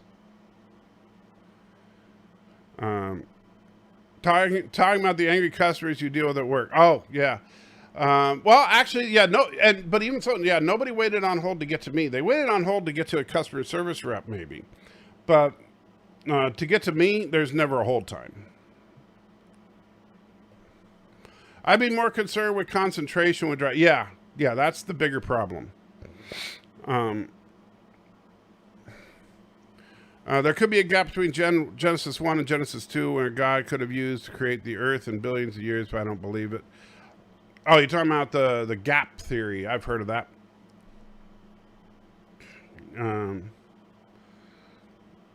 And let's see. I could not do deliveries. I get lost everywhere. Well, that's what, Google Maps is for.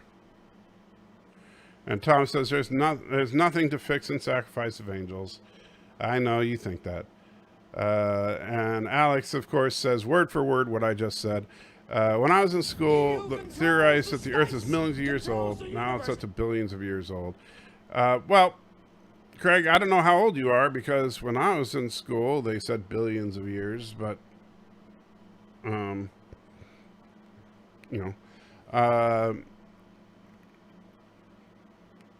And Arabic throws a buck in just because. Thank you, Arabic. I appreciate it, my friend.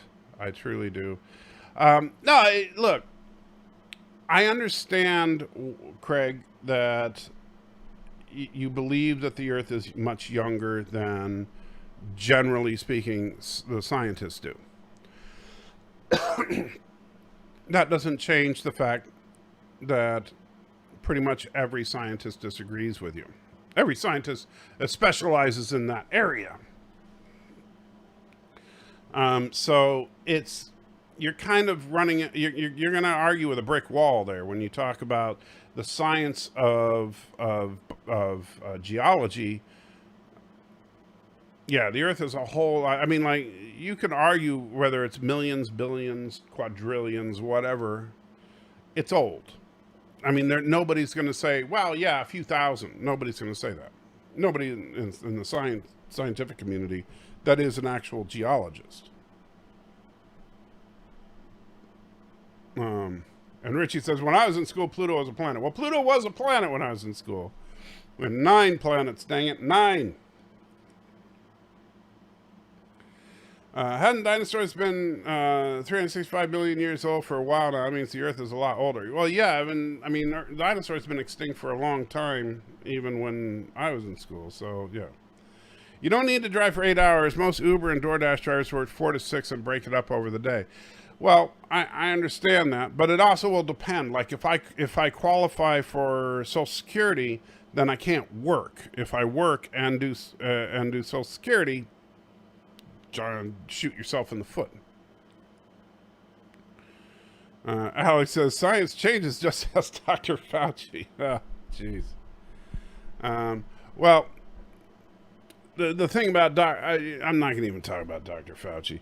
Look, if you want to be an anti-vaxxer, you go right ahead. I'm not going to even touch that one. Joseph says, everything was created last Thursday. Well, you can't prove it wasn't. In fact, you can't prove that the world wasn't created 10 minutes ago with the appearance of age. Cinnamon says, the science is settled, the debate is over. Alex says, I make an average $30 an hour when door dashing. Wow, that's not bad. But I don't know what kind of community you live in, because here I don't think there would be that much business. I don't live in that big a city. Daniel's in the house, says, how are you this morning? Hanging in there, Daniel. Doing okay, all things considered. Now, you see, what I would love, Alex, and I know this sounds horrible and greedy and all that, and not to mention lazy, but it's true. I would love nothing more than to just, if I could just have my druthers, grow the YouTube channel to a point where, say, maybe... say Lore Reloaded size. If I was doing live streams as frequently as I do now, but with a larger audience, even though I like the intimacy we have, the fact that I can respond to most of the chats, but to where, the super chats were coming in at a rate where I was making $30, $40, $50 an hour. I could do that. Because this is something I can do. I can sit back and granted I need to, take breaks every now and then, but I can sit back and talk, without having to type, without having to multitask, just kind of lean back, talk about whatever. And then when I'm not talking, work on the next video a little bit. Put out a couple of videos a week. I would love that. That's what I would like to do for a living. And if I could grow honestly, if I could grow the YouTube channel to that size, I wouldn't even care about Social Security. So if I could pay for health care and the house, that's all I care about. I don't want to get rich. I don't care about flying to Vegas and meeting up with a bunch of Phantom Menace people. I just want to be able to pay the bills and take care of my family. You know, and ultimately, and I know I've said this before, if I was making more than that, I'd travel around and meet some of you guys. That would be it. Robert says, speaking of planet, whatever happened to this mysterious planet X people were talking about a few years ago? Shh. We don't talk about Planet X. Put a 1 in the chat if you think Pluto's a planet. Put 2 in the chat if you think Pluto is a cartoon dog. Well, there. 1 and 2. Pluto is a planet and Pluto is a cartoon dog.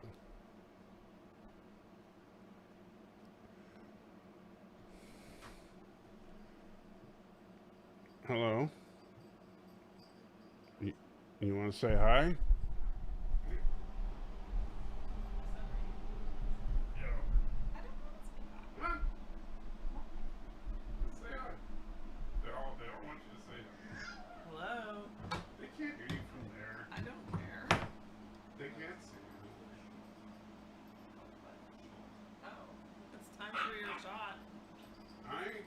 Shot. Yeah, you are. Anyway, come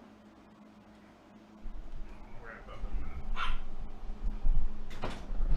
Well, I don't know if you could hear her, but she says, I now it's not the shot from the, for the, MS medicine. That doesn't come until Tuesday, but I do have a weekly shot that I get every Sunday.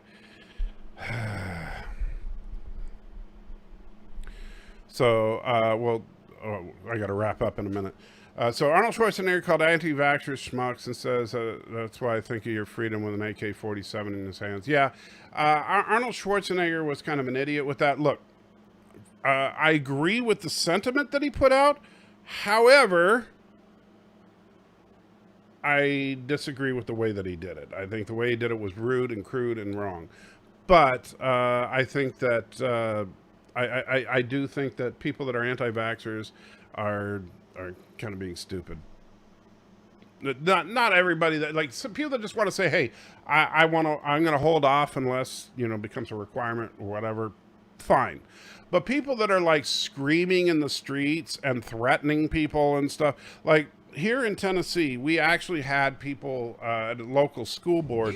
It was nearly a freaking riot. That vote deserves a super chat, Salty. Thank you so much, Indy.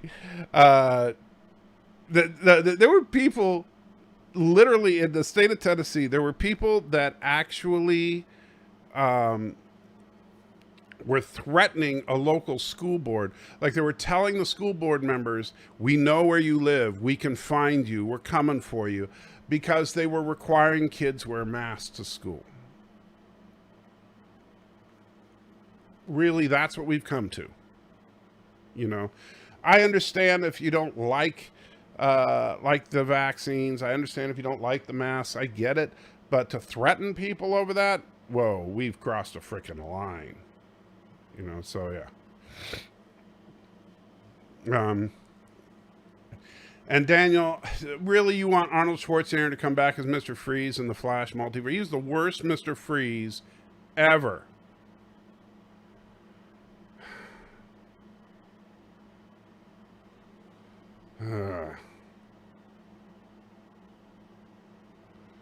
That's all I can say. He was absolutely the worst Mr. Freeze ever.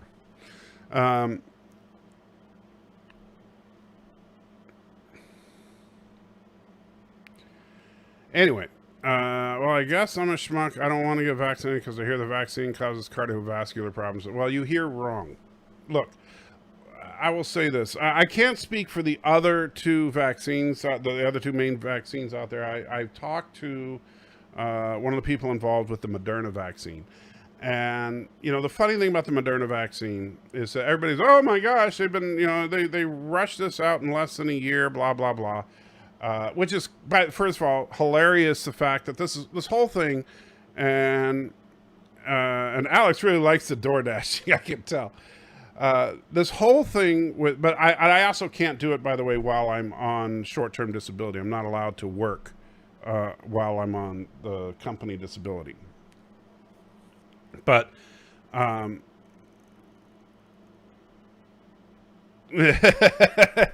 heard her say she doesn't care if we can't hear. Yeah, I was trying to get her to talk to you. But the, what was it?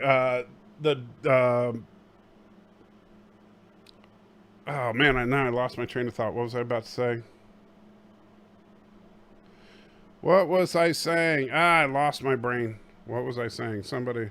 Oh, the Moderna thing. So I was talking to someone involved in the Moderna research.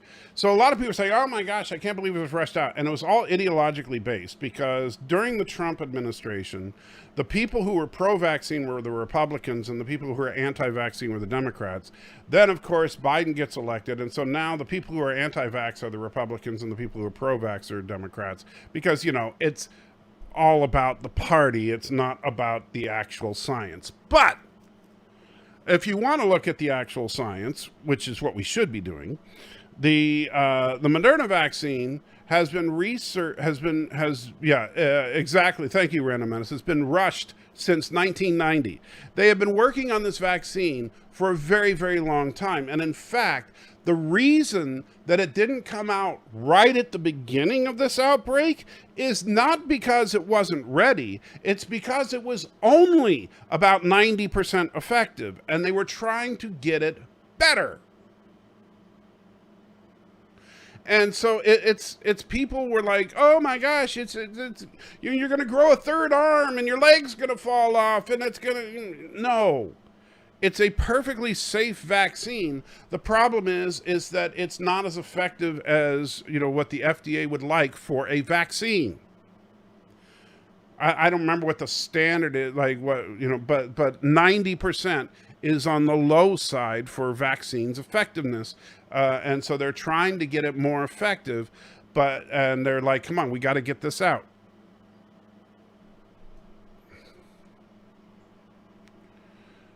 But, you know, oh no, yeah, whatever. Let's see. Strange that none of the COVID-19 vaccines have been approved by the FDA yet. Well, the FDA requires the testing go on longer than they have. I was talking to Lore Reloaded. He does not think a Wharf show will come out, but he does think that a Section 31 is on the way. Well, Lore doesn't work for Paramount last time I checked. But I personally do not think I hope they don't make Section 31. I think that's a horrible idea, but, you know, Lore and I disagree on that. Lore is more in line with your kind of thinking, Daniel, than me. Best rewrites are those episodes which only have a few faults. You know what? I think so, but yeah. Random Menace needs a third arm. I have the third leg, but only 2 arms. Yeah, I got that same problem. I got 3 legs, but only 2 arms, so, yep. All right, so here's the plan. I am going to wrap up the show, get my lovely vitamin B12 shot from the missus, which I'm really dreading because I hate needles, and then work on part 3 of the Sacrifice of Angels. I'm going to probably rewatch that episode of Orville with the battle of with the Kalon to kind of compare it, and then maybe if I have some energy, I'll do a live stream tonight. No promises, because I still got a lot of work to do around here too.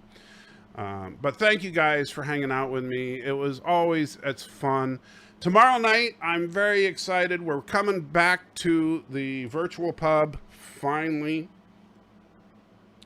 And then this Friday, we're going to have a movie night with Matthew. I'm thinking about The Blob. Thinking about watching the classic, the Steve McQueen, The Blob. It's a surprisingly good movie. And so haven't seen it in a long time. Anyway, maybe that, maybe something else. I don't know. But with that, guys, I hope that you have a great rest of your day. And What's a virtual pub? Oh, come on, Thomas. Don't mess with me, buddy. I mean, I know my brain ain't quite what it normally is, but, you know, now you're just messing with my head and hurting my brain. And, you know, my brain don't work like it used to. I even got... And look, and Aberjam never said a word about... I have my cow cup just for you, Aberjam. Just for you. And not a word from you about it. That hurts, buddy. That cuts deep. Cuts deep. Real deep. So deep. So very deep. It's gonna make me cry.